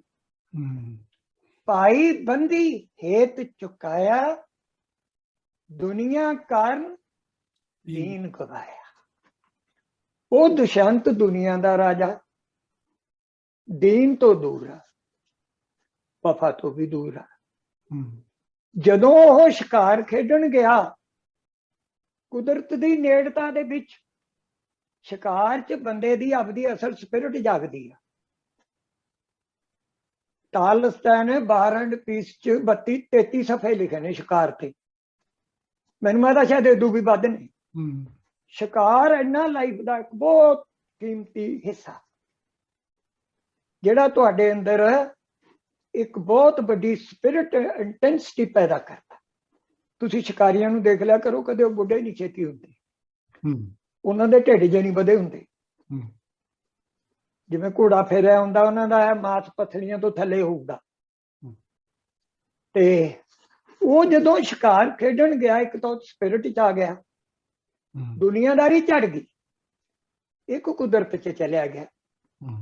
ਕੁਦਰਤ ਦੀ ਗੋਦ ਨੇ ਵੀ ਉਹਨੂੰ ਦੁਨੀਆਦਾਰੀ ਪਿਲਾਤੀ। ਜਿਵੇਂ ਨੀਂਦ 'ਚ ਖਿਡੌਣਾ ਛੁੱਟ ਜਾਂਦਾ ਬੱਚੇ ਦੇ ਹੱਥ 'ਚੋਂ। ਉਹ ਜਦੋਂ ਗਿਆ, ਮਤਲਬ ਆਹ ਗੱਲ ਸੁਣੀ ਧਿਆਨ ਨਾਲ, ਉਹ ਪੂਰਾ ਮਰਦ ਸੀ। ਦੁਨੀਆਦਾਰੀ ਉਹ ਤੋਂ ਛੁੱਟ ਗਈ। ਮੂਰੇ ਸ਼ਕੁੰਤਲਾ ਸੀ, ਉਹਨੇ ਪੂਰਾ ਮਰਦ ਸਮਝ ਕੇ ਉਹਦੇ ਨਾਲ ਵਿਆਹ ਕਰਾ ਲਿਆ, ਕਿਉਂਕਿ ਉਹਦੀ ਤਾਂ ਉਹ ਰਿਸ਼ੀ ਕੰਨਿਆ ਸੀ। ਉਹਦੀ ਤਾਂ ਇੰਨੀ ਦਿਵ ਦ੍ਰਿਸ਼ਟੀ ਸੀ, ਉਹਨੂੰ ਦੇਖਿਆ ਵੀ ਫਿਰ ਹੋਰ ਮੈਨੂੰ ਕੌਣ ਮਿਲੂਗਾ। ਸਾਬਤ ਸੀ, ਉਹ ਸਾਬਤ ਮਰਦ ਸੀ। ਉਹਨਾਂ ਦਾ ਵਿਆਹ ਹੋ ਗਿਆ। ਦੁਸ਼ਯੰਤ ਨੇ ਉਹਨੂੰ ਮੁੰਦੀ ਲਾ ਕੇ ਦਿੱਤੀ। ਉਹ ਸਾਬਤ ਮਰਦ ਦੀ ਮੁੰਦੀ ਸੀ। ਜਦੋਂ ਸ਼ਕੁੰਤਲਾ ਨੂੰ ਮੁੰਦੀ ਦਿੱਤੀ, ਉਹ ਜਦੋਂ ਮਹਿਲਾਂ 'ਚ ਜਾਂਦੀ ਆ, ਉਹ ਮੁੰਦੀ ਰਾਹ 'ਚ ਦਰਿਆ ਦੇ ਕੰਢੇ ਤੇ ਡਿੱਗ ਪਈ ਪਾਣੀ 'ਚ। ਮੁੰਦੀ ਉਹ ਜਦੋਂ ਗਈ, ਉਹ ਕਹਿੰਦੇ ਵੀ ਤੂੰ ਮੇਰੇ ਨਾਲ ਵਿਆਹ ਕਰਾਇਆ ਸੀ, ਉਹਨੂੰ ਪਛਾਣ ਨਹੀਂ ਹੁੰਦੀ। ਉਹ ਦੁਨੀਆ 'ਚ ਫੇਰ ਭੁੱਲ ਗਿਆ। ਨਾਨਕ ਦੁਨੀਆ ਕੈਸੀ ਹੋਈ, ਸਾਲਕ ਮਿਤ ਨਾ ਰਹਿਓ ਕੋਈ। ਭਾਈ ਬੰਦੀ ਹੇਠ ਚੁਕਾਇਆ, ਦੁਨੀਆ ਕਾਰਨ ਦੀਨ ਗਵਾਇਆ। ਧੱਕੇ ਦੇ ਕੇ ਕੱਢਤੀ। ਕਹਿੰਦਾ ਤੂੰ ਜੰਗਲ ਦੀ ਕਬੂਤਰੀ ਆ, ਕੋਈ ਨਹੀਂ ਕਹਿੰਦਾ ਤੇਰਾ ਨਹੀਂ ਮੰਨ ਸਕਦੀ। ਉਹ ਸ਼ਰਮ ਦੀ ਮਾਰੀ, ਲਾਗਾ ਚੁਨਰੀ पे दाग। ਉਹ ਫਿਰ ਰਿਸ਼ੀ ਦੇ ਆਸ਼ਰਮ 'ਚ ਥੋੜਾ ਜਾਣਾ ਸੀ ਉਹਨੇ। ਛੁਪਾਉਂ ਕੈਸੇ। ਉਹ ਇੱਧਰ ਹੇਮਕੁੰਟ ਵੱਲ ਪਹਾੜਾਂ 'ਚ ਚਲੀ ਗਈ। ਉਹ ਤੇ ਸੱਚੀ ਸੀ, ਪਰ ਉਹਦੇ 'ਚ ਇਹ ਸੀ ਕਿ ਮੁੰਦਰੀ ਕਿਉਂ ਚਲੀ ਗਈ। ਭਾਦੋਂ ਭਰਮ ਭੁਲਾਣੀਆਂ ਦੂਜਾ ਲੱਗਾ ਹੇਤ, ਲੱਖ ਸਿਗਾਰ ਬਣਾਇਆ ਕਾਰਜ ਨਹੀਂ ਕੇ। ਜਿਹੜਾ ਗੁਰੂ ਪੰਜਵਾਂ ਸਾਹਿਬ ਕਹਿੰਦੇ 12ਵਾਂ ਮਾਝ ਦੇ ਵਿੱਚ, ਉਹਦੇ ਅੰਦਰ ਕੋਈ ਲਾਪਰਵਾਹੀ ਸੀ। ਮੁੰਡੀ ਕਿਵੇਂ ਡਿੱਗ ਪੈਂਦੀ, ਆਪ ਡਿੱਗ ਪੈਂਦੀ ਹੈ। ਮੁੰਡੀ ਕਿਵੇਂ ਡਿੱਗ ਜੂਗੀ। ਹੋਰ ਮੈਂ ਬੱਚੇ ਬੇਟਿਆਂ ਨੂੰ ਵੀ ਕਹਿਣਾ, ਜਦੋਂ ਵਿਆਹ ਹੁੰਦਾ ਮੁੰਡੀ ਦਾ ਖਿਆਲ ਰੱਖਣਾ ਕਿਤੇ ਡਿੱਗ ਨਾ ਪਵੇ, ਉੱਥੇ ਹੀ ਬਦਸ਼ਗਨੀ ਹੋ ਜੂਗੀ। ਇਹਨੂੰ ਸਿੰਪਲ ਨਾ ਸਮਝ ਲਿਓ, ਇਹ ਦੁਬਾਰਾ ਨਹੀਂ ਦਿੱਤੀ ਜਾ ਸਕਦੀ, ਇਹ ਰਿਪੀਟ ਨਹੀਂ ਹੁੰਦੀ। ਤੇ ਉਹ ਜਦੋਂ ਦੁਸ਼ਯੰਤ ਸੀ ਜਿਹੜਾ, ਉਹ ਮਛੇਰੇ ਨੂੰ ਕਿਸੇ ਨੂੰ ਮੱਛੀ ਦੇ ਪੇਟ 'ਚ ਮੁੰਦਰੀ ਲੱਭ ਗਈ। ਉਹ ਰਾਜੇ ਦੀ ਮੁੰਦਰੀ ਸੀ, ਉੱਤੇ ਸੀਲ ਲੱਗੀ ਹੋਈ ਸੀ। ਉਹਨੇ ਦੁਸ਼ਯੰਤ ਨੂੰ ਦੇਤੀ। ਜਦੋਂ ਦੁਸ਼ਯੰਤ ਨੂੰ ਦਿੱਤੀ, ਉਹ ਨਿਸ਼ਾਨੀ 'ਚ ਉਹਦਾ ਮਰਦ ਜਾਗ ਪਿਆ ਪੂਰਾ, ਉਹਨੂੰ ਸ਼ਕੁੰਤਲਾ ਦਿਸ ਗਈ। ਉਹ ਲੱਭਣ ਤੁਰ ਪਿਆ। ਇਹ ਤਾਂ ਗੁਰੂਆਂ ਦੇ ਕਕਾਰ ਨੇ। ਇਹ ਖੰਡਾ 6ਵੇਂ ਗੁਰੂ ਵੱਲੋਂ ਆਇਆ। ਗੁਰੂਆਂ ਦੀ ਅੱਡ ਅੱਡ ਦੇਣ, ਹਰ ਗੁਰੂ ਦੀ ਅਮਲ ਦੇ ਵਿੱਚ। ਇਹ 6ਵੇਂ ਗੁਰੂ ਦਾ, ਜਿਹਨੂੰ ਭਾਈ ਗੁਰਦਾਸ ਜੀ ਕਹਿੰਦੇ ਨੇ, ਛਟਮ ਪੀਰ ਬੈਠਾ ਗੁਰ ਭਾਰੀ। ਭਾਰੀ ਕੋਈ ਵਜਨ 'ਚ ਭਾਰੀ ਨਹੀਂ ਹੈਗਾ। ਆਹ ਖੰਡਾ ਉਹਦੇ ਅੰਦਰ, ਇਹ ਅਮਲ 'ਚ ਆਇਆ। ਇਹੀ ਬਰਕਤਾਂ ਨੇ। 4 ਜੰਗਾਂ ਉਹਨੇ ਲੜੀਆਂ। ਹਰ ਜਰਨੈਲ ਨੂੰ 2-2, 3-3 ਵਾਰੀ ਮੌਕਾ ਦਿੱਤਾ ਵੀ ਪਹਿਲਾਂ ਤੂੰ ਬਾਹਰ ਕਰ। ਹਰ ਜਰਨੈਲ ਨੂੰ। ਫਿਰ ਉਹਨੇ ਬਾਹਰ ਕੀਤੀ। ਫਿਰ ਉਹਨਾਂ ਨੇ ਕਹਿਣਾ ਨਹੀਂ, ਇੰਜ ਨਹੀਂ, ਇੰਜ, ਬਸ ਇੱਕੋ ਹੀ ਵਾਰੀ। ਉਹ ਹੁਕਮ 'ਚੋਂ ਬਾਹਰ ਆਇਆ ਸੀ, ਹੁਕਮ 'ਚੋਂ ਗੁਰੂ ਆਇਆ। ਉਹ ਬਾਹਰ ਕਿਵੇਂ ਚਲਿਆ ਜਾਊਗਾ। ਸਮਝ ਆ ਗਏ ਨਾ। ਹੁਣ ਮੈਂ ਇਹ ਬੇਨਤੀ ਕਰਦਾ ਕਿ ਇਹ ਖੰਡਾ ਨਹੀਂ ਭੁੱਲਣਾ, ਨਾ ਆਪਦੀ ਵਿਆਹ ਦੀ ਵੈਡਿੰਗ ਰਿੰਗ ਡਿੱਗਣ ਦੇਣੀ। ਇਹ ਖਿਆਲ ਰੱਖਣਾ ਕਿ ਇਹ 10 ਗੁਰੂਆਂ ਵੱਲੋਂ ਆਇਆ। ਇਹ ਖੰਡਾ ਧਰਤੀ 'ਚੋਂ ਪਾਰ-ਸਾਰ ਵੀ ਜਾਂਦਾ ਹੇਠਾਂ, ਇਹਨੂੰ ਕੋਈ ਰੋਕ ਨਹੀਂ ਇਹਦੀ। ਇਹ ਤਾਂ ਪੈਰਸ ਕਰਦਾ, ਜਿੱਥੋਂ ਦੀ ਲੰਘਣਾ ਉੱਥੋਂ ਦੀ ਵੀ ਲੰਘਦਾ। ਧਰਤੀ ਦੇ ਪਿਛਲੇ ਪਾਸੇ ਫੇਰ ਉਹੀ ਆਕਾਸ਼ ਹੈ। ਤੇ ਆਹ ਸ਼ਕਲ ਇਹਦੀ ਨਹੀਂ ਬਦਲਦੀ। ਇਹ ਇੱਥੇ ਗੁਲਾਈ ਦੇ ਵਿੱਚ ਧਰਤੀ ਦੇ ਅੰਦਰ ਅੰਦਰ ਕਿਰਪਾਨਾਂ ਮਿਲਣੀਆਂ ਚਾਹੀਦੀਆਂ। ਹੇਠਾਂ 2 ਮੁੱਠੇ ਦਿਖਣੇ ਚਾਹੀਦੇ, ਥੱਲੇ ਖੰਡਾ ਦਿਖਣਾ ਚਾਹੀਦਾ। ਇਹ ਫੇਰ ਮੇਰੀ ਬੇਨਤੀ ਆ ਸਾਰੀ ਸਿੱਖ ਸੰਗਤ ਨੂੰ, ਤੁਸੀਂ ਮੇਰੇ ਨਾਲੋਂ ਜ਼ਿਆਦਾ ਸਿਆਣੇ ਹੋ, ਇਹਦੇ ਤੋਂ ਤੁਸੀਂ ਸੋਚ ਵੀ ਸਕਦੇ ਹੋ, ਵਿਚਾਰ ਵੀ ਕਰ ਸਕਦੇ ਹੋ। ਹੋਰ ਧਰਮਾਂ ਦੇ ਵੀ ਚਿੰਨ੍ਹ ਨੇ, ਜਿਵੇਂ ਚੰਨ ਤਾਰਾ, ਉਹਨਾਂ ਦਾ ਮਹਿਰਾਜ ਦੇ ਨਾਲ ਉਹਦਾ ਸੰਬੰਧ ਹੈ। ਉਹ 7 ਆਕਾਸ਼ਾਂ ਤੇ ਪਤਾਲਾਂ ਤੱਕ ਫਲਾਈਟ ਕੀਤੀ ਸੀ ਮੁਹੰਮਦ ਸਾਹਿਬ ਨੇ। ਉਹਨਾਂ ਦਾ ਸਿੰਬਲ ਬਹੁਤ ਵੱਡਾ। ਮਹਾਤਮਾ ਈਸਾ ਦਾ ਤੁਸੀਂ ਧਿਆਨ ਨਾਲ ਦੇਖਿਓ, ਉਹਨਾਂ ਦਾ ਜਿਹੜਾ ਕ੍ਰਾਸ ਹੈ ਨਾ, ਥੱਲੇ ਨੂੰ ਜ਼ਿਆਦਾ ਲੰਮਾ, ਆਲੇ ਦੁਆਲੇ ਛੋਟਾ, ਬਾਹਾਂ ਦੋਨੇ ਸੱਜੀ ਤੇ ਖੱਬੀ। ਉਹਦਾ ਕਾਰਨ ਇਹ ਹੈ ਕਿ ਰੱਬੀ ਬਰਕਤ ਵੱਡੀ ਆ। ਬਾਹਾਂ ਦੋਨੇ ਹੀ ਮੀਰੀ ਪੀਰੀ ਵਰਤਾਉਣ ਵਾਲੀਆਂ, ਐਡੀ ਬਰਕਤ ਨੂੰ ਸਾਰੀ ਨੂੰ ਨਹੀਂ ਸੰਭਾਲ ਸਕਦੀ। ਉਹਦਾ ਇਹ ਮਤਲਬ ਆ।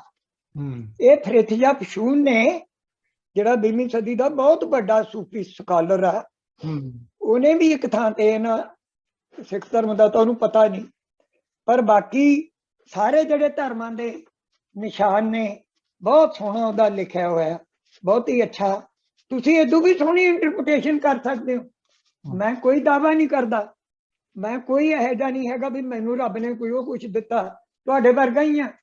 ਪਰ ਆਪਾਂ ਰਲ ਮਿਲ ਕੇ, ਕੋਈ ਕੰਮ ਕਰਦਾ, ਕੋਈ ਕਰਦਾ, ਸਾਰੇ ਰਲ ਕੇ ਅਸੀਂ ਇਹ ਕੰਮ ਸਾਰਿਆਂ ਨੇ ਕਰਨਾ। ਹੁਣ ਮੈਂ ਤੁਹਾਨੂੰ ਇਸ ਗੁਰੂਆਂ ਦੇ ਜੋ ਨਿਸ਼ਾਨ ਨੇ, ਇਹਨਾਂ ਦੀ ਮਹੱਤਤਾ ਦੱਸੀ ਹੈ। ਕੇਸ ਨੇ ਆਪਣੇ ਗੁਰਦੀਪ ਸਿੰਘ ਜੀ ਨੇ, ਇਹਨਾਂ ਨੇ ਵੀ ਕਟਾਏ ਹੋਏ ਨੇ, ਪਰ ਇਹ ਕੇਸ ਉੱਥੋਂ ਹੀ ਆਏ ਨੇ ਜਿੱਥੋਂ ਨਿਸ਼ਾਨ ਸਾਹਿਬ ਆਇਆ, ਜਿੱਥੋਂ 5 ਕਕਾਰ ਆਏ। ਜੇ ਦੂਜੇ ਬੰਦੇ ਕੇਸ ਰੱਖਣ, ਉਹਨਾਂ ਕੇਸਾਂ ਦੇ ਵਿੱਚ ਇੰਨੀ ਕੋਮਲਤਾ ਹੀ ਨਹੀਂ ਹੁੰਦੀ। ਇਹ ਤੇ ਸਿੱਖ ਦੀ ਕੰਸ਼ੀਅਸਨੈਸ ਆ, ਉਹਦੀ ਡਿਵਾਈਨ ਸ਼ਕਲ ਆ, ਉਹਦਾ ਡਿਵਾਈਨ ਹੀ ਇਹ ਰੂਪ ਆ। ਨਾ ਉਹਦੇ ਸਰੀਰ ਵਰਗਾ ਕੋਈ ਸਰੀਰ ਆ, ਨਾ ਉਹਦੇ ਕੇਸਾਂ ਵਰਗਾ ਕੋਈ ਕੇਸ ਆ। ਕੇਸ ਨੇ ਪੂਰਨ ਸਿੰਘ ਨੇ ਉਹਦੀ ਜਿਹੜੀ ਅੰਗਰੇਜ਼ੀ ਦੀ ਕਿਤਾਬ ਆ ਦੀ ਟੈਂਪਲ ਟੂਲਿਪਸ, ਉਹਦੇ ਵਿੱਚ ਲਿਖਿਆ ਉਹਨੇ ਤੁਹਾਡੇ ਕੇਸਾਂ ਬਾਰੇ, ਜਿਹੜੇ ਤੁਸੀਂ ਕੱਟ ਦਿੰਦੇ ਹੋ। ਕੱਟ ਦੋ, ਮੇਰੇ ਮੁੰਡੇ ਦੇ ਵੀ ਕੱਟੇ ਨੇ, ਪਰ ਮੈਂ ਮੁੰਡੇ ਨੂੰ ਕੀ ਕਹਿ ਸਕਦਾ? ਉਹ ਤਾਂ ਦੂਜੇ ਗੁਰੂ ਦੇ ਬੱਚੇ ਵੀ ਉਹਦੇ ਖਿਲਾਫ ਨੇ, ਤੀਜੇ ਗੁਰੂ ਦੇ ਇੱਕ ਲੱਤ ਮਾਰਦਾ, ਇੱਕ ਲੰਗਰ ਲੁੱਟ ਲੈਂਦਾ।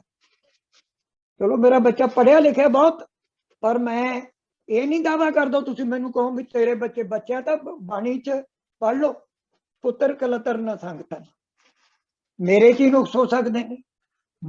ਗੁਰਬਾਣੀ ਇਹਨਾਂ ਰਿਸ਼ਤਿਆਂ ਨੂੰ ਤਾਂ ਵੱਡੇ ਮੰਨਦੀ ਹੈ ਜੇ ਤੁਹਾਡੇ ਰਿਸ਼ਤੇ ਸੰਗਤ ਤੱਕ, ਗੁਰਬਾਣੀ ਦੀ ਸੰਗਤ ਤੱਕ ਪ੍ਰਵਾਨ ਨੇ। ਉਦੋਂ ਉਰੇ ਕੂੜ ਰਿਸ਼ਤੇ ਨੇ, ਸਾਰੇ ਦੇ ਸਾਰੇ, ਸਾਰੇ ਝੂਠੇ ਰਿਸ਼ਤੇ ਨੇ। ਜਿਹੜੀ ਟੈਂਪਲ ਟੂਲਿਪਸ ਦੇ ਵਿੱਚ ਪੂਰਨ ਸਿੰਘ ਨੇ ਇੱਕ ਥਾਂ ਤੇ ਲਿਖਿਆ, ਜਿਹੜੇ ਸਿੱਖਾਂ ਦੇ ਕੇਸ ਨੇ, ਦੀ ਜੋਗੀਜ਼ ਹੈਵ ਸਟੋਲਨ ਮਾਈ ਡਰੈਸਸ, ਜੋਗੀਆਂ ਨੇ ਮੇਰੀਆਂ ਜ਼ੁਲਫਾਂ ਚੁਰਾਈਆਂ, ਮੇਰੇ ਕੇਸ ਚੁਰਾਏ, but they could not set them right। ਉਹ ਉਹਨਾਂ ਨੂੰ ਸਪਿਰਿਚੁਅਲ ਆਖਰੀ ਬੁਲੰਦੀ ਤੱਕ ਨਹੀਂ ਲਿਜਾ ਸਕੇ। ਇਸ ਕਰਕੇ ਇਹ ਹੁਣ ਮੈਂ ਤੁਹਾਨੂੰ ਮਿਸਾਲ ਦਿੰਦਾ, ਕਈ ਬੇਟੀਆਂ ਨੇ, ਸਿੱਖ ਬੇਟੇ ਨੇ, ਉਹਨਾਂ ਦੇ ਪਗੜੀਆਂ ਬੰਨੀਆਂ ਨੇ, ਕੋਈ ਗਹਿਣਾ ਨਹੀਂ ਪਾਇਆ। ਉਹ ਸਾਹਿਬਜ਼ਾਦਿਆਂ ਵਰਗੀਆਂ ਨੇ ਸ਼ਕਲਾਂ, ਇੰਨੀਆਂ ਪਿਆਰੀ। ਕਿਉਂਕਿ ਪੂਰਨ ਸਿੰਘ ਨੇ ਇਹ ਵੀ ਲਿਖਿਆ, ਕਹਿੰਦਾ ਧਰਤੀ ਦੇ ਉੱਤੇ ਸਭ ਤੋਂ ਸੋਹਣਾ ਔਰਨਾਮੈਂਟ ਸਿੱਖ ਦਾ ਸਰੀਰ ਆ। ਜਿਹਨੂੰ ਗੁਰੂ ਨੇ ਹੀ ਸ਼ਿੰਗਾਰਿਆ ਹੋਇਆ, ਸੰਗਾਰ ਨਹੀਂ ਸ਼ਿੰਗਾਰ ਸਕਦਾ। ਆ ਨਿਸ਼ਾਨ ਸਾਹਿਬ ਆ, ਇਹ ਐ ਨਹੀਂ ਵੀ ਜਿਵੇਂ ਇਸਤਰੀ ਦੇ ਬਾਲੇ ਬਣਾਏ ਹੁੰਦੇ ਨੇ, ਤੁਸੀਂ ਕਿਤੇ ਪੱਤੀਆਂ ਜਿਹੀਆਂ ਲਾ ਲਈਆਂ, ਕਿਤੇ ਕੋਈ ਡੰਡੀ ਜੀ ਵੱਧ ਲਾ ਲਈ। ਆ ਮੇਰੇ ਕੜਾ ਪਾਇਆ, ਇਹ ਮੈਂ ਸੋਨੇ ਦਾ ਨਹੀਂ ਪਾ ਸਕਦਾ। ਜੇ ਪਾਉਂਗਾ, ਜਿੰਨਾ ਕਿ ਮੇਰੇ ਕੋਲ ਸਿੱਖੀ ਮਾੜੀ ਮੋਟੀ ਹੈ, ਦੇਖਣ ਸਾਰੀ ਤੁਹਾਨੂੰ ਭੈੜਾ ਲੱਗੂਗਾ। ਇਹ ਐਡੀ ਵੱਡਾ ਰੂਪ ਆ, ਸੁਨਿਆਰ ਦੀ ਸਜਾਵਟ ਤੋਂ ਦੂਰ ਦੀ ਚੀਜ਼ ਹੈ। ਇਹਦੀ ਬੁਲੰਦੀ ਉੱਚੇ ਦਰ ਚੋਂ ਆਈ, ਇਹਦਾ ਰੂਪ ਉੱਚੇ, ਉੱਚਾ ਦਰ ਸ਼ਬਦ ਦਾ, ਨਾਮ ਦਾ, ਬਾਣੀ ਦਾ। ਸਾਰੇ ਧਰਮਾਂ ਦੇ ਵਿੱਚ ਇੱਕ ਖਿਆਲ ਆ, ਸਾਰੇ ਧਰਮਾਂ ਚ ਆਇਆ ਇੱਕ ਸੂਖਮ ਆਈਡੀਆ। ਉਹ ਸੂਖਮ ਆਈਡੀਆ ਕਿੰਨਾ ਕੁ ਅਮਲ ਚ ਆਇਆ? ਕਿਤਾਬਾਂ ਚ ਤੇ ਹੋ ਸਕਦਾ, ਅਮਲ ਚ ਇਸ ਬੁਲੰਦੀ ਤੱਕ ਦੁਨੀਆ ਦਾ ਕੋਈ ਵੀ ਰਿਲੀਜਨ ਨਹੀਂ। ਇਸੇ ਲਈ ਬਾਬਾ ਜਿਹੜਾ ਨਾਨਕ ਆ, ਉੱਚਾ ਦਰ ਬਾਬੇ ਨਾਨਕ ਦਾ, ਇਹ ਲੋਕ ਜਾਨ ਚੋਂ ਹੀ ਆ ਗਿਆ। ਲੋਕ ਜਾਨ ਕਲੈਕਟਿਵ ਸਾਈਕ ਹੁੰਦੀ ਆ।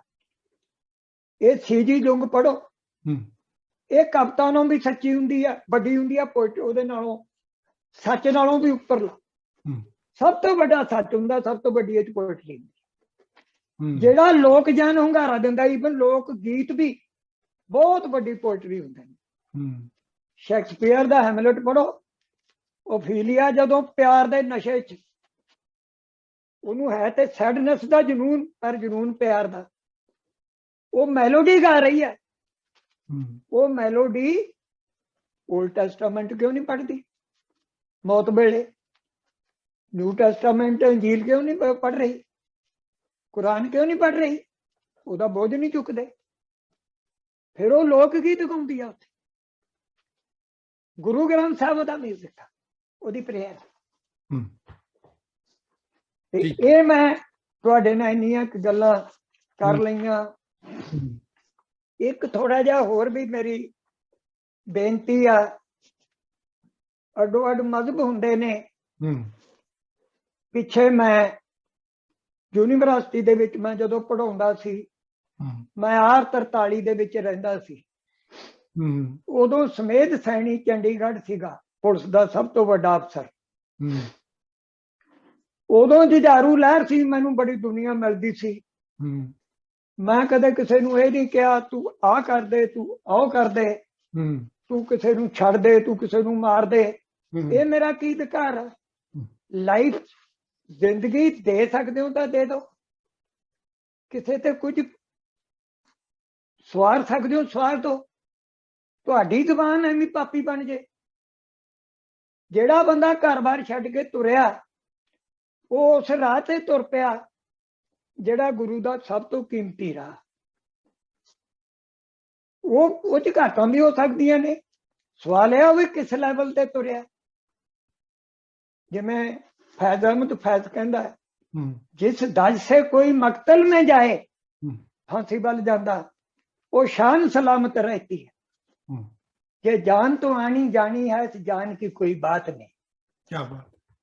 सवाल यह है कि वो मैं नहीं उन्होंने दावा करता जेड़ा जुझारू गुरु दे ही नां ते तुरिया सी, उहदे वर्गा कौन है? मैं इन्हां दे उत्ते भी डिवाइन ला दे विच भी गुरु नानक दा न्याय, ਨਿਆਂ ਦਾ ਪ੍ਰੋਫਿਟ ਆ ਜਿਹੜਾ ਆਪਣਾ ਜਿਹੜਾ ਪਹਿਲਾ ਪੈਗੰਬਰ ਆ ਆਪਣਾ ਮੂਸਸ ਯਹੂਦੀਆਂ ਦਾ, ਉਹਨੂੰ ਵੀ ਨਿਆਂ ਦਾ ਪੈਗੰਬਰ ਕਹਿੰਦੇ ਨੇ। ਜਿਹੜਾ ਇਬਰਾਹੀਮ ਹੈ ਜਿਹੜਾ, ਉਹ ਯਕੀਨ ਦਾ ਪੈਗੰਬਰ ਆ। ਜਿਹੜਾ ਮਹਾਤਮਾ ਈਸਾ ਜੀ ਨੇ, ਉਹ ਪਿਆਰ ਦੇ ਵੇ ऑफ गॉड, प्यार का ही रास्ता जाना, जिन प्रेम कियो, वो प्यार का पैगंबर है। महात्मा ईसा ने दुनियादारी कोर्टां नूं निखिद मन्निया।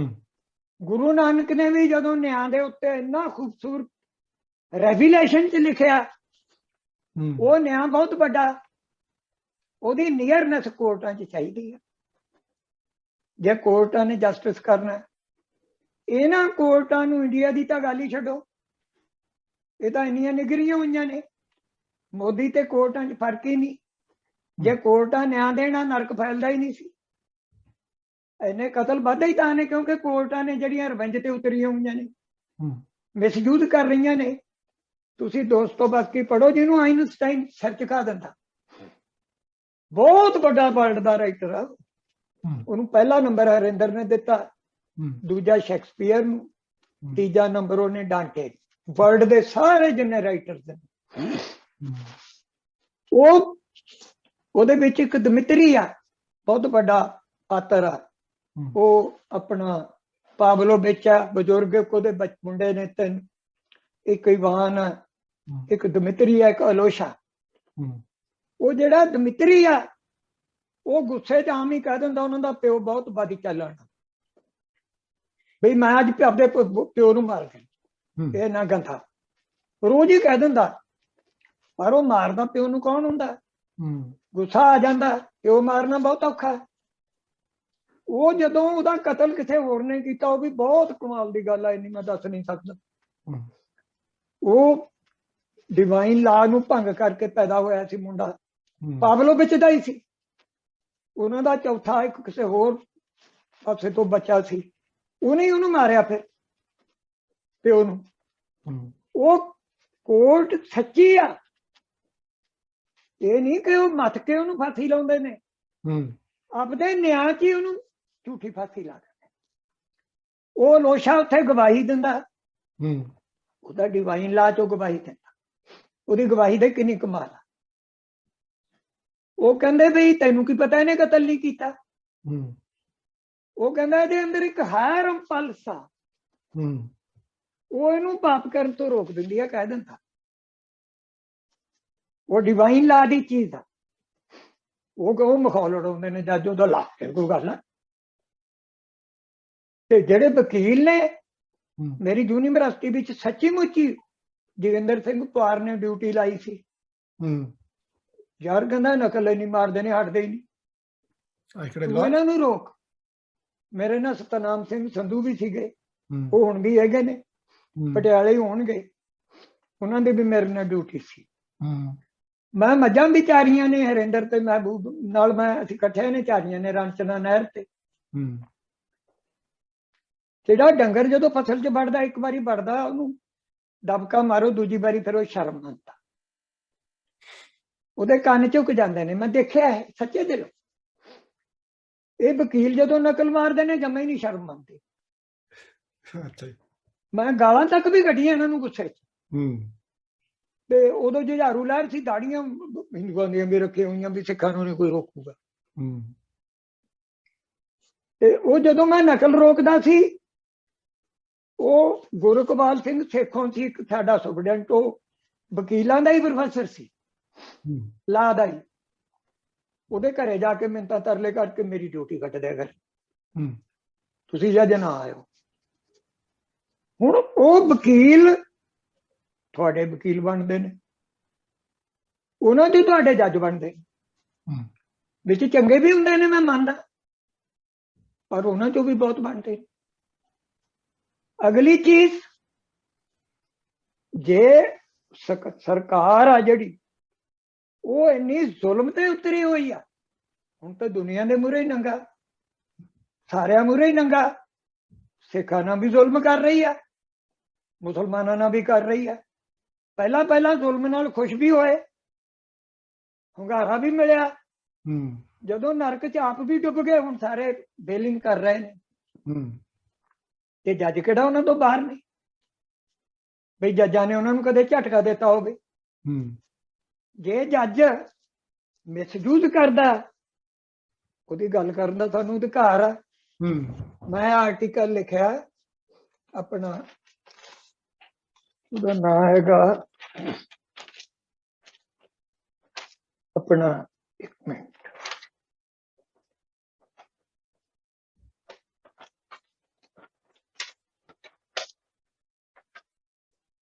atrocities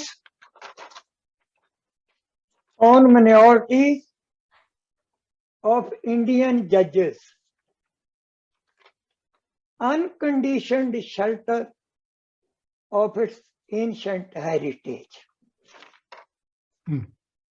ਇਹ 10 ਲੱਖ ਪ੍ਰੋਫੈਸਰ ਨੇ ਇਸ ਵੇਲੇ ਅਕੈਡਮੀਆਂ ਦੇ ਵਿੱਚ ਮੈਂ ਪਾਇਆ। ਹਾਂਜੀ, ਮੈਂ ਦੱਸਿਆ ਕਿ ਇੱਕ ਪਾਸੇ ਤਾਂ ਜਿਹੜੇ ਰਾਈਟਰ ਨੇ ਵਰਲਡ ਦੇ, ਉਹ ਸੱਚੀਆਂ ਅਦਾਲਤਾਂ ਦੇ ਵੀ ਖਿਲਾਫ ਨੇ।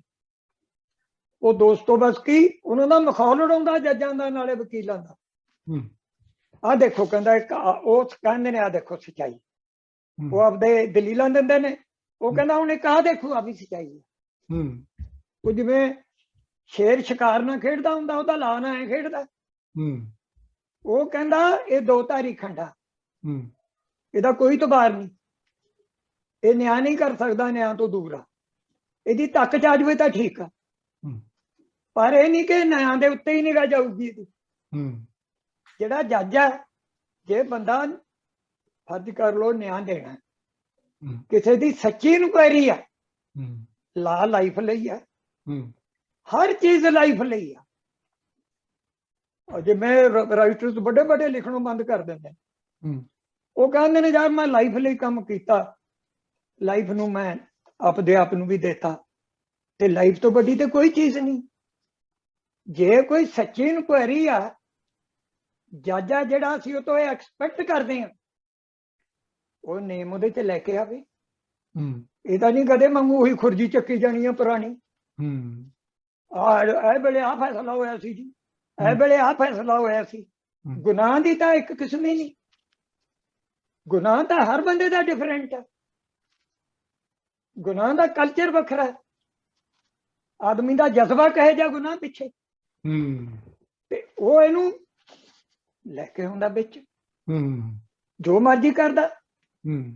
ਤੇ ਜਿਹੜੀ ਇਹ ਘਟਨਾ, ਉਹ ਕਹਿੰਦੇ ਇਹ ਮਨੀਕਾ ਗੋਇਲ ਨੇ ਵੀ ਲਿਖਿਆ ਸੈਣੀ ਤੇ, ਇੰਨਾ ਸਮਾਂ ਹੋ ਗਿਆ। ਪਹਿਲਾਂ ਤਾਂ ਉਹਨਾਂ ਨੂੰ ਗੱਲ ਨਹੀਂ ਸੁਣਦੇ, ਮਗਰੋਂ ਇੱਕ ਸਮੇਂ ਦਾ ਹਥਿਆਰ ਚੱਕ ਲੈਂਦੇ।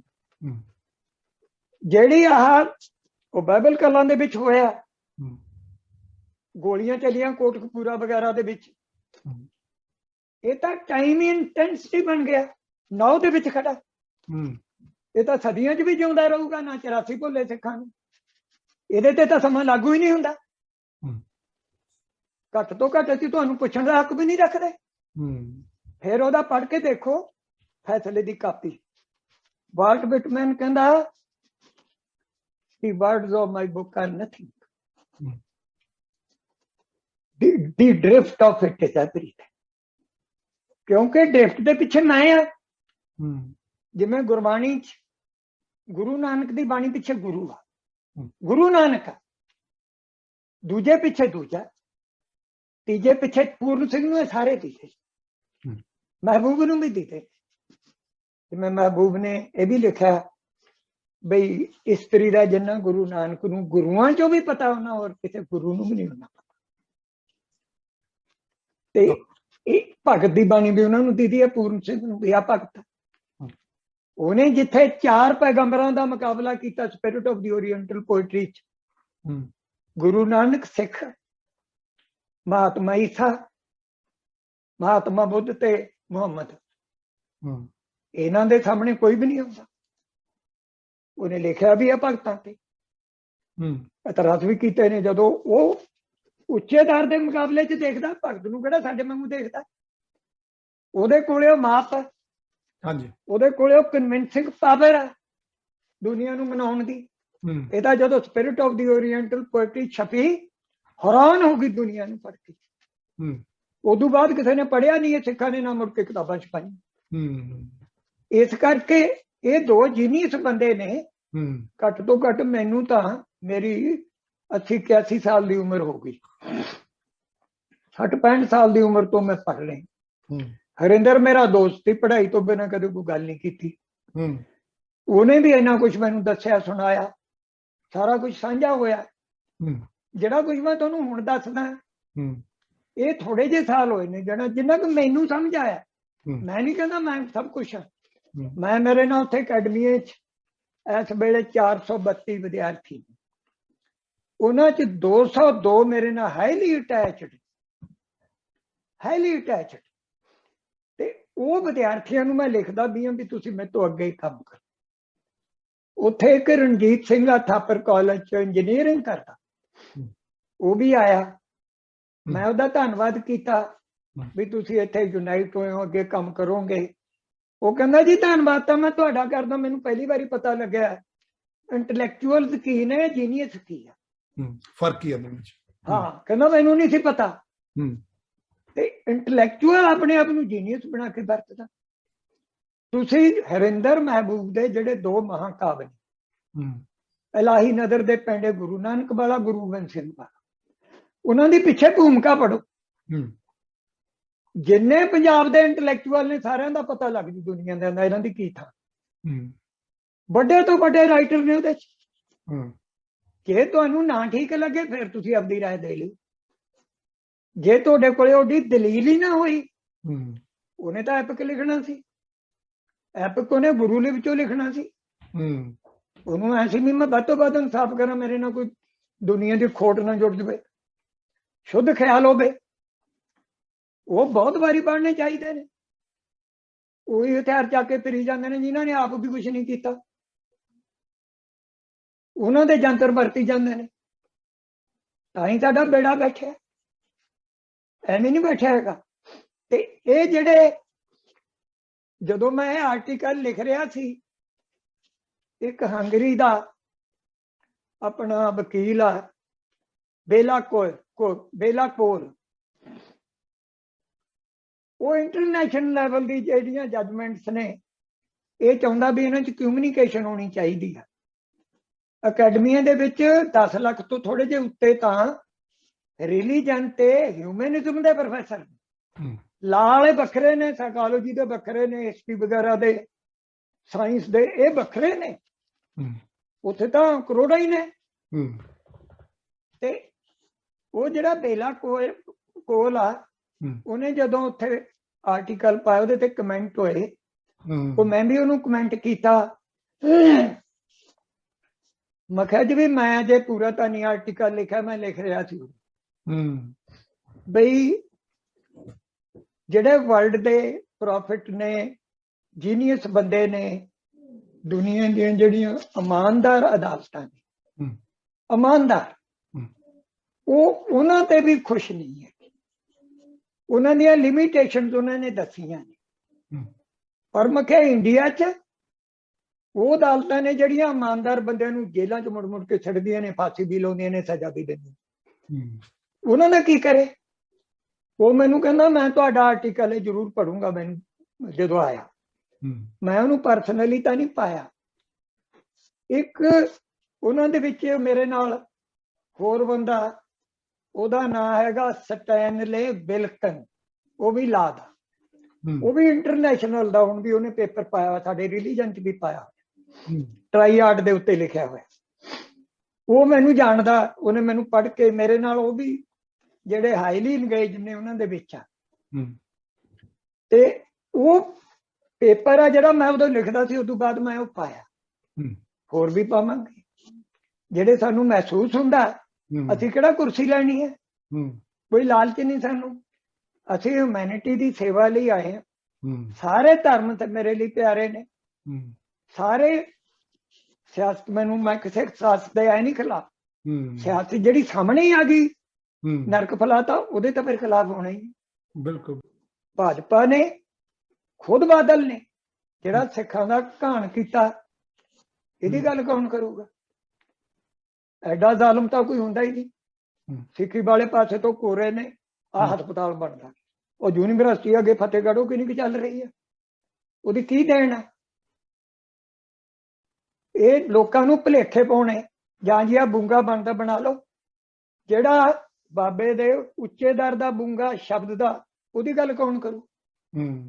ਜਿਹੜੀ ਆਤਮਾ ਦੀ ਖੁਰਾਕ ਹੈ, ਕਦੇ ਬੰਦੇ ਦਾ ਬੁੱਤ ਲਵਾਤਾ ਜੀ, ਆ ਬੰਦੇ ਦੀ ਯਾਦਗਾਰ ਬਣਾਤੀ, ਆ ਫਲਾਣੇ ਸ਼ਹੀਦ ਦਾ ਦਿਨ ਮਨਾ ਲਿਆ, ਇਹ ਬੁੱਤਕਾਰੀ ਹੋਈ ਹੈ।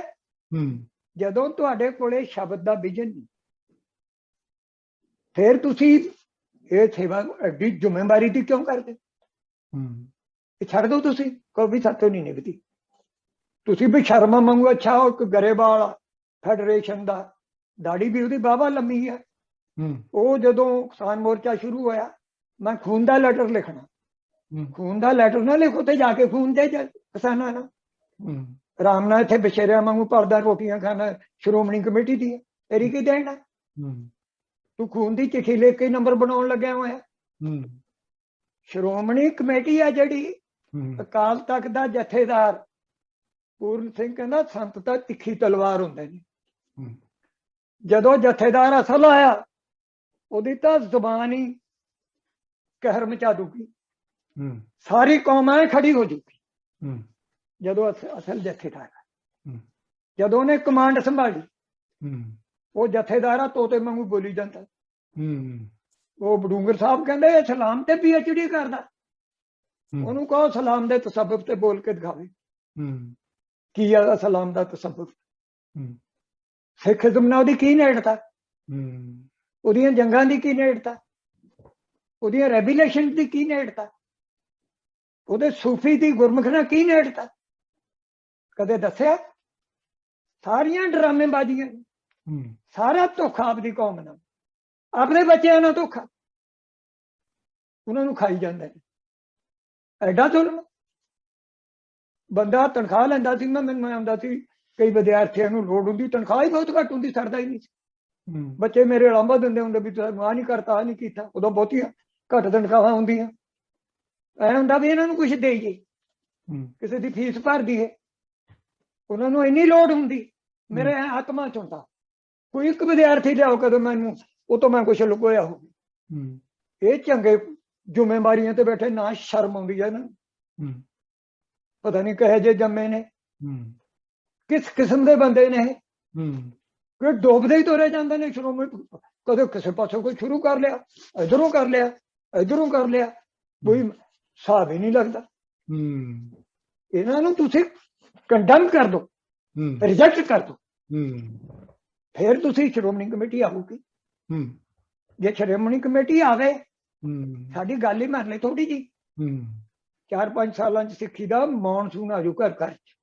ਜੇ ਨਾ ਆਵੇ, ਮੈਨੂੰ ਜੋ ਮਰਜ਼ੀ ਕਹਿ ਦੇ, ਲਾਂਤਾਂ ਪਾਉਣ ਲਈ ਤਾਂ ਮਗਰੋਂ ਮੇਰਾ ਨਾਮ ਵੀ ਰਹਿ ਜੂਗਾ।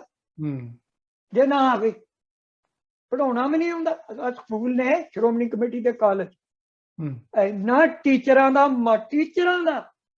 ਗਾਇਆ ਕਰਕੇ ਹੋਏ, ਸਵਾਲ ਕਰਨੇ ਵੀ ਨਹੀਂ ਆਉਂਦੇ।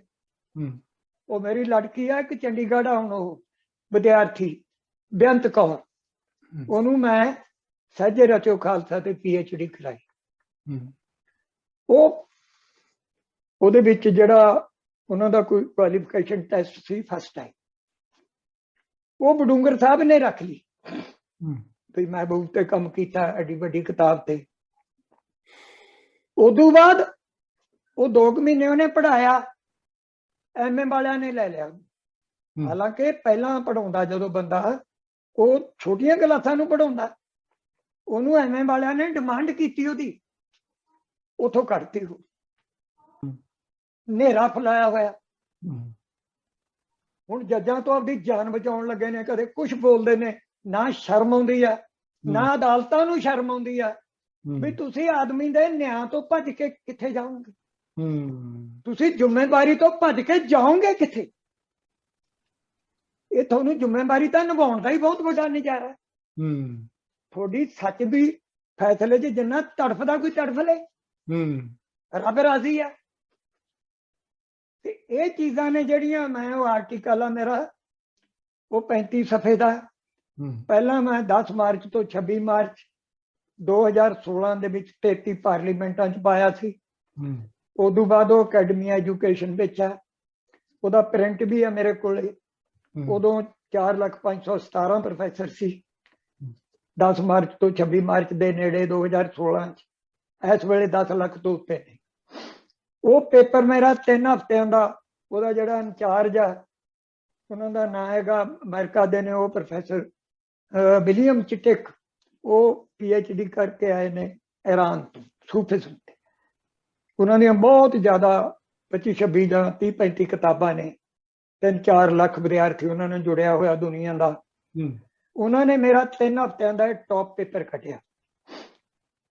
ਤੇ ਜਿਹੜਾ ਅਮਰੀਕਾ ਦਾ ਮੈਥਿਊ ਕਰਾਸਟਨ, ਵਰਲਡ ਦੀ ਜਿਹੜੀ ਸਿਕਿਉਰਿਟੀ ਦਾ ਫੈਕਲਟੀ ਮੈਂਬਰ ਆ, ਤੇ ਇਹਨਾਂ ਦਾ ਇੰਟੈਲੀਜੈਂਸੀਆ ਦਾ ਉਹ ਡਾਇਰੈਕਟਰ ਆ, ਉਹਨਾਂ ਨੇ ਵੀ ਮੇਰਾ ਪੇਪਰ ਐਡਿਟ ਕੀਤਾ ਹੋਇਆ। ਤੇ ਉਹ ਪੇਪਰ ਮੈਂ ਉਦੋਂ ਪਾਇਆ 33 ਪਾਰਲੀਮੈਂਟਾਂ 'ਚ।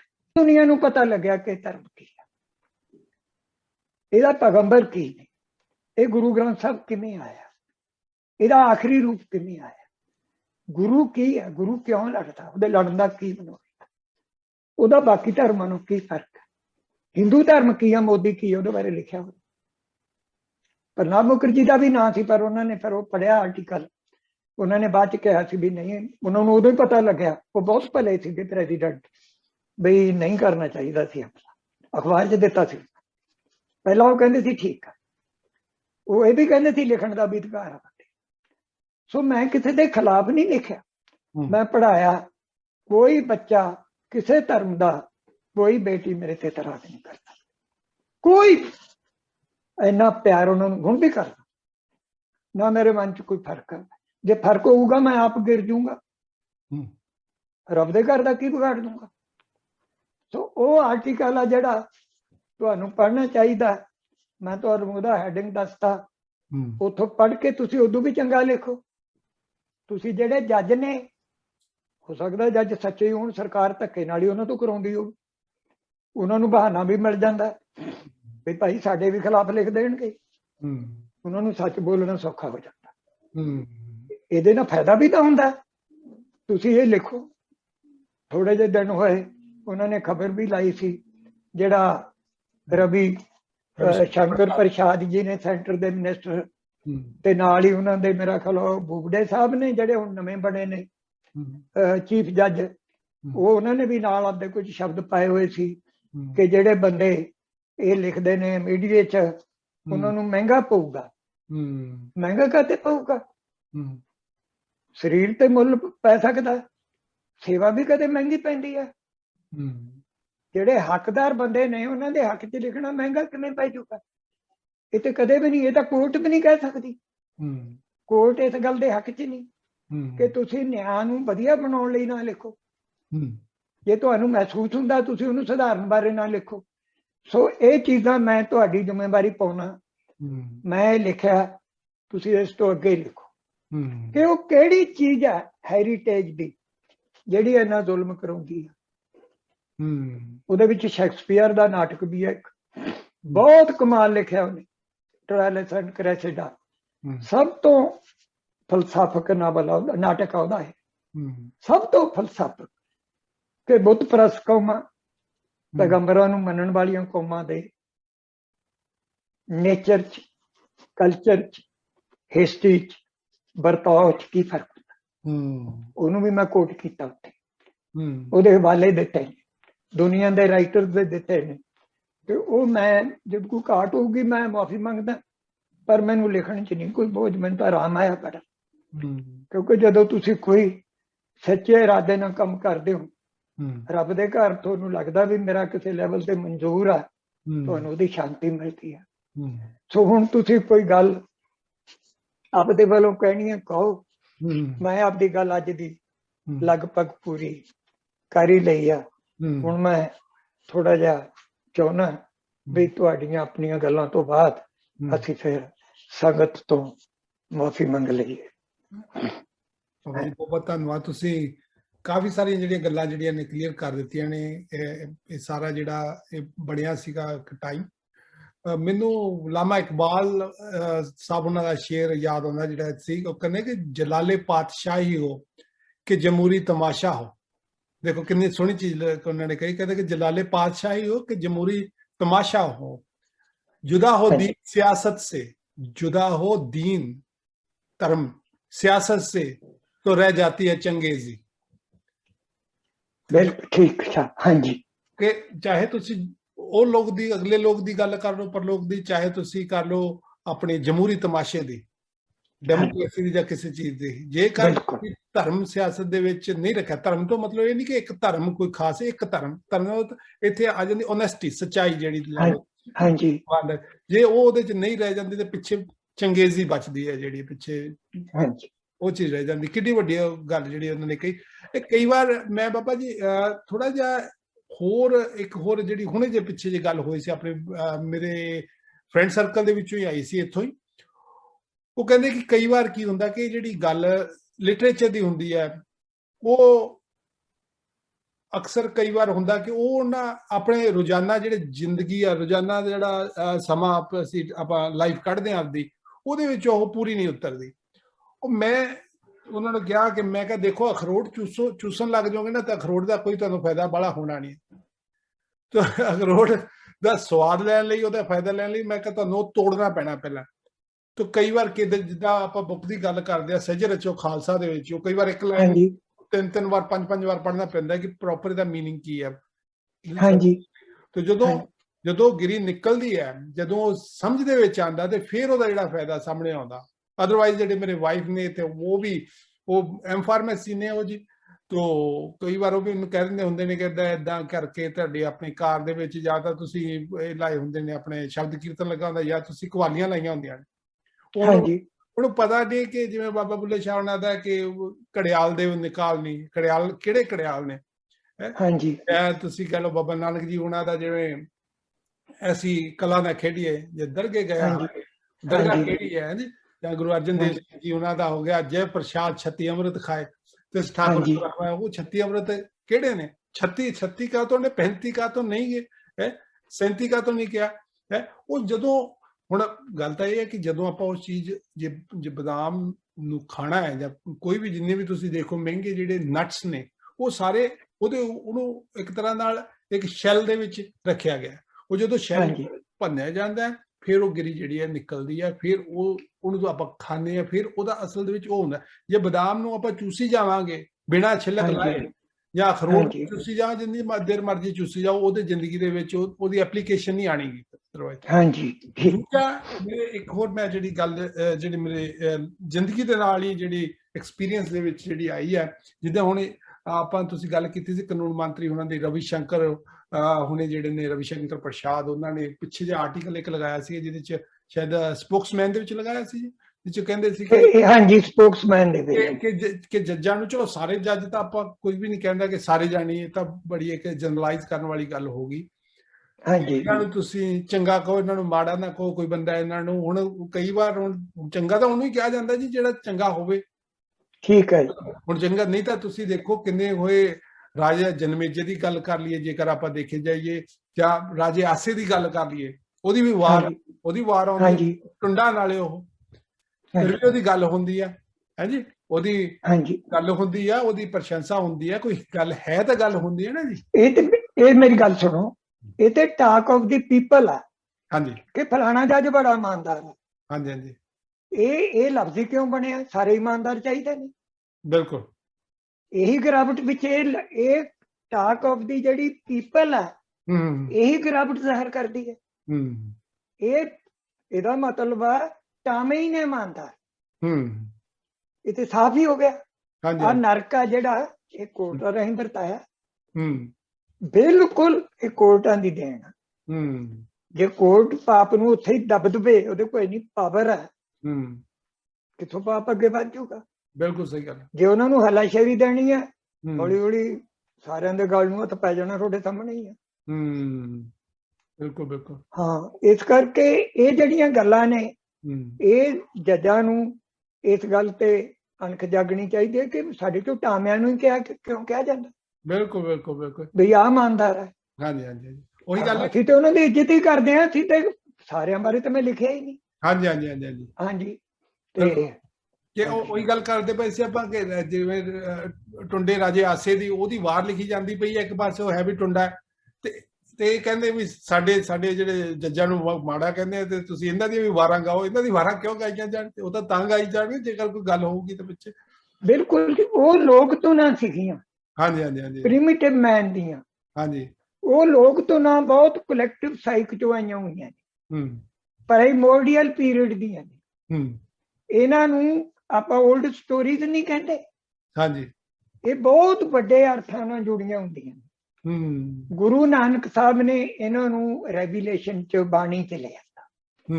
ਬਾਣੀ ਦੀ ਬਲੈਸਿੰਗ ਦੇ ਨਾਲ ਇਹਨਾਂ ਨੂੰ ਪ੍ਰੇਅਰ ਬਣਾ ਦਿੱਤਾ। ਇਹ ਪ੍ਰੇਅਰ ਉਡੀਕਦੀਆਂ ਸੀ ਤਾਂ ਹੀ ਆਈਆਂ। ਬਿਲਕੁਲ ਬਿਲਕੁਲ, ਇਹ ਉਡੀਕਦੀਆਂ ਸੀ। ਜਿਵੇਂ ਕੁਰਾਨ ਦੇ ਵਿੱਚ ਵੀ ਨੇ ਓਲਡ ਸਟੋਰੀਜ਼। ਆ ਸਾਹਿਦੀ ਤੇ ਸ਼ੇਰ ਦੀ ਕਹਾਣੀਆਂ ਇਹ ਜਿਹੀਆਂ ਨੂਰੀਆਂ ਵੀ ਬਹੁਤ ਜ਼ਿਆਦਾ, ਬਹੁਤ ਕਮਾਲ ਨੇ। ਮੌਲਾਨਾ ਰੂਮੀ ਦੀ ਜਿਹੜੀ ਮਸਨਵੀ ਆ, ਉਹਦੇ ਵਿੱਚ ਵੀ ਇਹ ਓਲਡ ਸਟੋਰੀਜ਼ ਨੇ ਜਿਹੜੀਆਂ। ਤਾਂ ਇੰਨੀਆਂ ਅੱਜ ਮੈਂ ਸ਼ਕੁੰਤਲਾ ਹੀ ਆ, ਬਹੁਤ ਵੱਡੀ ਕਹਾਣੀ ਹੈ, ਤਾਂ ਮੈਂ ਤੈਨੂੰ ਮਾੜਾ ਜਿਹਾ ਹੀ ਸੁਣਾਇਆ। ਇਹਦੇ ਚ ਹੋਰ ਬਹੁਤ ਹੀ ਜ਼ਿਆਦਾ ਕੁਛ ਆ। ਕਾਲੀਦਾਸ ਬਹੁਤ ਵੱਡਾ ਰਹੇ, ਮੈਂ ਉਹਨਾਂ ਦਾ ਪ੍ਰਸ਼ੰਸਕ ਹਾਂ, ਬਹੁਤ ਹੀ ਜ਼ਿਆਦਾ। ਹਾਂਜੀ, ਦੇਖ ਲਓ ਉਹਨੇ ਕਿੱਡੀ ਗੱਲ ਸਮਝਾਈ ਹੋਈ ਹੈ। ਇਹ ਕੋਈ ਨਿੱਕੀ ਜਿਹੀ ਗੱਲ ਹੈ? ਬਿਲਕੁਲ। ਹਾਂਜੀ, ਇਹ ਪ੍ਰਿਮਿਟਿਵ ਬੰਦੇ ਤੇ ਰੱਬ ਰੂਪ ਸੀਗੇ ਸਾਰੇ। ਗੁਰੂ ਨਾਨਕ ਸਾਹਿਬ ਜੋਗੀਆਂ ਨੂੰ ਇੰਨੀ ਇੱਜ਼ਤ ਨਾਲ ਤਾਂ ਹੀ ਮਿਲਦੇ ਨੇ। ਹਾਂਜੀ ਹਾਂਜੀ, ਉਹਨਾਂ ਕੋਲੇ ਇੱਜ਼ਤ ਕਰਾਉਣ ਦੀ ਕਮਾਈ ਸੀ। ਕਿੱਥੇ ਉਹਨਾਂ ਨੂੰ ਮਿਲਣ ਗਏ? ਸੁਮੇਰ ਪਰਬਤ ਤੇ। ਹਾਂਜੀ।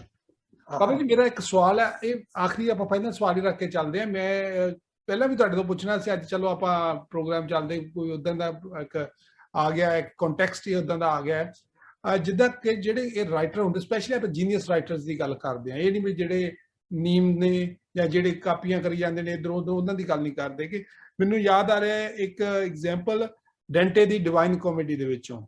ਹਾਂਜੀ, ਇਨਫਰਨੋ ਦੇ ਵਿੱਚ ਹੁੰਦਾ ਪਹਿਲਾ ਜਿਹੜਾ ਉਹਦੇ ਤੋਂ, ਉਹਦੇ ਵਿੱਚ ਉਹਨਾਂ ਨੇ ਜੱਜ ਦਿਖਾਏ ਹੋਏ ਨੇ, ਜੱਜਾਂ ਦੇ ਮੂੰਹ ਪਿੱਛੇ ਨੂੰ, ਕਿ ਉਹ ਚੀਜ਼ ਨਹੀਂ ਕਰਦੇ ਪਏ ਜਿਹੜੀ ਇਹਨਾਂ ਨੂੰ ਕਰਨੀ ਚਾਹੀਦੀ ਹੈ। ਹਾਂਜੀ, ਪਿੱਛੇ ਨੂੰ ਉਹਨਾਂ ਦੇ ਮੂੰਹ ਬਣੇ ਹੁੰਦੇ ਨੇ। ਤਾਂ ਮੈਂ ਇਹ ਜਾਣਨਾ ਚਾਹੁੰਦਾ ਸੀਗਾ, ਜਿਵੇਂ ਪੂਰਨ ਸਿੰਘ ਜੀ ਉਹਨਾਂ ਨੇ ਵੀ ਬਹੁਤ ਸੋਹਣਾ ਲਿਖਿਆ ਫਿਊਚਰ ਦੇ ਬਾਰੇ, ਵੀ ਆਹ ਚੀਜ਼ ਇਦਾਂ ਹੋਏਗੀ। ਹਾਂਜੀ, ਇਹ ਚੀਜ਼ ਕਿੱਦਾਂ ਕੰਮ ਕਰਦੀ ਹੈ ਜੀ? ਕਿੱਦਾਂ ਇਹ ਜਿਹੜੇ ਰਾਈਟਰਸ ਜਿਹੜੇ ਜੀਨੀਅਸ ਹੁੰਦੇ ਨੇ, ਇਹ ਕਿੱਦਾਂ ਨਾਲ ਫੋਰਟੈਲ ਕਰ ਦਿੰਦੇ ਨੇ ਕਿ ਇਦਾਂ ਦਾ ਸਮਾਂ ਆਏਗਾ ਜੀ, ਇਦਾਂ ਹੋਏਗਾ, ਔਰ ਉਹ ਐਗਜ਼ੈਕਟਲੀ ਹੂ ਉਦਾਂ ਹੀ ਹੁੰਦਾ। ਹਾਂਜੀ, ਇਹਦੇ ਪਿੱਛੇ ਫਿਰ ਹਾਂਜੀ, ਜਿਹੜਾ ਜੀਨੀਅਸ ਆ ਨਾ, ਉਹਦੇ ਚ ਟਾਈਮ ਨੂੰ ਟ੍ਰਾਂਸੈਂਡ ਕਰਦੀ ਹੈ ਜੀਨੀਅਸ। ਈਵਨ ਜਿਹੜੇ ਉਹਨੇ ਬੰਦੇ ਆ ਜੱਜ ਸ਼ਾਮਿਲ ਕੀਤੇ, ਹਾਂਜੀ, ਪੋਲੀਟੀਕਲ ਬੰਦੇ ਵੀ ਨੇ, ਬੇਵਿਚਾਰੀ ਵੀ ਨੇ, ਸੱਚੇ ਸੁੱਚੇ ਗ੍ਰਸਤੀ ਵੀ ਨੇ, ਸਭ ਕਿਸਮ ਦੇ ਲੋਕ ਨੇ ਉਹਦੇ ਵਿੱਚ। ਹਾਂਜੀ, ਚੰਗੇ ਵੀ ਨੇ, ਮਾੜੇ ਵੀ ਨੇ। ਉਹਨਾਂ ਨੂੰ ਸਜ਼ਾਵਾਂ ਵੀ ਉਹਦੇ ਮੁਤਾਬਕ ਹੀ ਮਿਲ ਰਹੀਆਂ। ਉਹ ਤਾਂ ਜਦੋਂ ਬੰਦਾ ਉਹਦੇ ਵਿੱਚ ਪਛਚਾਤਾਪ ਚ ਪਹੁੰਚਦਾ ਨਾ, ਡਾਂਟੇ ਦਾ, ਉਹ ਉਹਦੇ ਵਿੱਚ ਉਹ ਦੱਸਦਾ ਡਾਂਟੇ, ਉਹ ਕਹਿੰਦਾ ਮੈਂ ਜਦੋਂ ਮਾਊਂਟ ਆਫ ਪਰਗੇਟਰੀ ਤੇ ਜਿਹੜਾ ਦੂਸਰਾ ਆਪਣਾ ਪਵਿੱਤਰਤਾ ਦਾ ਤਿਉਹਾਰ ਸੀਗਾ ਮਾਊਂਟ ਪਛਤਾਪ ਦਾ, ਤੇ ਉਹਦੇ ਉੱਤੇ ਜਦੋਂ ਮੈਂ ਜਾਣ ਤੋਂ ਥੋੜਾ ਜਿਹਾ ਪਹਿਲਾਂ, ਥੋੜਾ ਜਿਹਾ ਮੂਹਰੇ ਸੀ, ਥੋੜਾ ਜਿਹਾ ਅੱਗੇ ਫਾਸਲਾ ਰਹਿੰਦਾ ਸੀ, ਪਿੱਛੇ ਸੀ, ਉਹ ਕਹਿੰਦਾ ਮੇਰੇ ਅੰਦਰ ਸੈਂਸਸ ਨੇ ਜਿਹੜੀਆਂ 5 ਇੰਦਰੀਆਂ, ਉਹ ਅੱਗ ਬਲੀ, ਉਹ ਇੰਨੀ ਅੱਗ ਬਲਦੀ ਸੀ ਮੇਰੇ ਅੰਦਰ, ਕਹਿੰਦਾ ਜੇ ਸ਼ੀਸ਼ਾ ਪਿਘਲਾ ਕੇ ਕੁੰਡ ਬਣਿਆ ਹੋਵੇ ਉਹਦਾ ਇੱਕ ਟੱਬ ਜਿਵੇਂ ਪਾਣੀ ਦਾ, ਕਹਿੰਦਾ ਮੈਂ ਇੰਨਾ ਮੱਚਦਾ ਸੀ ਨਾ ਅੱਗ ਬਲਦੀ ਸੀ ਕਿਤੇ, ਮੈਂ ਉਹ ਟੱਬ 'ਚ ਠੰਡਾ ਹੋਣ ਲਈ ਛਾਲ ਮਾਰ। ਆਦਮੀ ਦੇ ਅੰਦਰ ਤ੍ਰਿਸ਼ਨਾਵਾਂ ਦੀ ਅੱਗ ਇੰਨੀ ਪਈ ਜਿਹੜੀ ਉਹਨੂੰ ਦਿਨ ਰਾਤ ਸਾੜਦੀ ਆ, ਮੇਰੇ ਤੋਂ ਲੈ ਕੇ ਸ਼ੁਰੂ ਤੋਂ ਲੈ ਕੇ। ਉਹਨੇ ਜਿਹੜੇ ਵੀ ਬੰਦੇ ਦੱਸੇ ਅੱਜ ਵੀ ਸ਼ਾਮਲ ਹੁੰਦੇ ਨੇ, ਅੱਜ ਵੀ ਉਵੇਂ ਜਿਵੇਂ ਉਹੀ ਕੈਟਾਗਰੀ 'ਚ ਲੋਕ ਕੰਮ ਕਰ ਰਹੇ ਨੇ। ਤੁਸੀਂ ਡਿਵਾਈਨ ਕਾਮੇਡੀ ਪੜ੍ਹੋ, ਤੁਹਾਨੂੰ ਹਰ ਬੰਦਾ ਦਿਸੂਗਾ ਵੀ ਆਹ ਬੰਦਾ ਅੱਜ ਆ ਬਣ ਗਿਆ। ਜਿਵੇਂ D.H. ਲਾਰੈਂਸ ਦੇ ਨਾਵਲਾਂ 'ਚ ਰਿਪੀਟ ਹੋਈ ਜਾਂਦੇ ਨੇ ਬੰਦੇ ਪਾਤਰ, ਉਹ ਬਿਲਕੁਲ ਇਸੇ ਤਰ੍ਹਾਂ ਹੀ ਹੈ ਕਿ ਉਹਦੇ 'ਚੋਂ ਤੁਹਾਨੂੰ ਉਹ ਐਡਾ ਵਿਜ਼ਨ ਤੁਹਾਡੇ 'ਚ ਲਾਈਫ ਦੇ ਵਿੱਚ ਇੱਕ ਵਾਸਟ ਵਿਜ਼ਨ ਹੈ ਜਿਹਦੇ ਵਿੱਚ ਟਾਈਮ ਐਨੀਹੀਲੇਟ ਹੋ ਜਾਂਦਾ, ਸਪੇਸ, ਉਹਦੇ ਵਿੱਚ ਅੱਜ ਦੀ ਲਾਈਫ ਵੀ ਉਹ ਮਿਰਰ ਦੇ ਵਿੱਚੋਂ ਦਿਸੂ ਕਿ ਡਿਵਾਈਨ ਕਾਮੇਡੀ ਅੱਜ ਆ ਬਣ ਗਈ। ਵਾਹ, ਅੱਜ ਆ ਨਰਕ ਹੈ, ਆ ਇਹਦੀ ਪੁਰਗੇਟਰੀ ਹੈ, ਆ ਇਹਦਾ ਪੈਰਾਡਾਈਸ, ਉਹ ਕਿੱਥੇ ਹੈ? ਹਾਂ, ਇਹ ਰਾਈਟਰ ਦੀ ਗ੍ਰੇਟਨੈਸ ਹੀ ਹੈ। ਅਕਾਲੀ ਦਾਸ ਵੀ, ਅੱਜ ਵੀ ਮੈਂ ਤੁਹਾਨੂੰ ਇਹ ਗੱਲ ਸੁਣਾਈ, ਅੱਜ ਕਿਹੜਾ ਐਪਲੀਕੇਬਲ। ਹਾਂ ਬਿਲਕੁਲ। ਚੰਗਾ, ਮੈਂ ਹੁਣ ਮਾਫੀ ਮੰਗਦਾ ਤੇ ਸਾਰੀ ਸੰਗਤ, ਵੱਖ-ਵੱਖ ਧਰਮਾਂ ਲਈ ਮੇਰੇ ਤੋਂ ਕੋਈ ਦੁੱਖ ਦਾ ਲਫ਼ਜ਼ ਨਾ ਬੋਲਿਆ ਗਿਆ ਹੋਵੇ, ਸਾਰਿਆਂ ਦਾ ਸੇਵਾਦਾਰ ਹਾਂ, ਮੈਂ ਨੌਕਰ ਹਾਂ, ਮਾਫੀ ਮੰਗਦਾ ਜੇ ਕੋਈ ਮੇਰੇ ਤੋਂ ਗੱਲ ਵੱਧ ਘੱਟ ਲਫ਼ਜ਼ ਬੋਲਿਆ ਗਿਆ ਹੋਵੇ, ਮੇਰੇ ਦੱਸਣ 'ਚ ਕੋਈ ਘਾਟ ਹੋਵੇ, ਉਹ ਤੁਸੀਂ ਪੂਰੀ ਕਰ ਲਿਓ। ਮੇਰੇ ਤੋਂ ਅੱਗੇ ਮੈਂ ਕੋਈ ਦਾਅਵਾ ਨਹੀਂ ਕਰਦਾ ਕਿ ਮੈਂ ਹੀ ਠੀਕ ਹਾਂ, ਤੇ ਮੈਂ ਇੰਨੀਆਂ ਕੁ ਗੱਲਾਂ ਕਹਿ ਕੇ ਸਾਰੀ ਸੰਗਤ ਤੋਂ, ਹਰ ਵਰਗ ਦੇ ਬੰਦੇ ਮੇਰੇ ਲਈ ਬਹੁਤ ਕੀਮਤੀ ਨੇ, ਇੱਕੋ ਜਿਹੀ ਉਹਨਾਂ ਦੀ ਥਾਂ, ਕਿਉਂਕਿ ਉਹਨਾਂ ਨੂੰ ਅਕਾਲ ਪੁਰਖ ਨੇ ਚੁਣਿਆ। ਬੰਦਾ ਜਪਜੀ 'ਚ ਵੀ ਆਉਂਦਾ, ਹਰ ਬੰਦੇ ਦਾ ਅਧਿਕਾਰ ਉੱਡਾ ਹੀ ਆ। ਸਾਰਿਆਂ ਤੋਂ ਹੀ ਹੱਥ ਬੰਨ੍ਹ ਕੇ ਮੁਆਫੀ ਮੰਗਦਾ ਜੇ ਕੋਈ ਮੇਰੇ ਤੋਂ ਵਗਿਆ ਹੋਈ ਹੋਵੇ। ਵਾਹਿਗੁਰੂ ਜੀ ਕਾ ਖਾਲਸਾ, ਵਾਹਿਗੁਰੂ ਜੀ ਕੀ ਫਤਿਹ।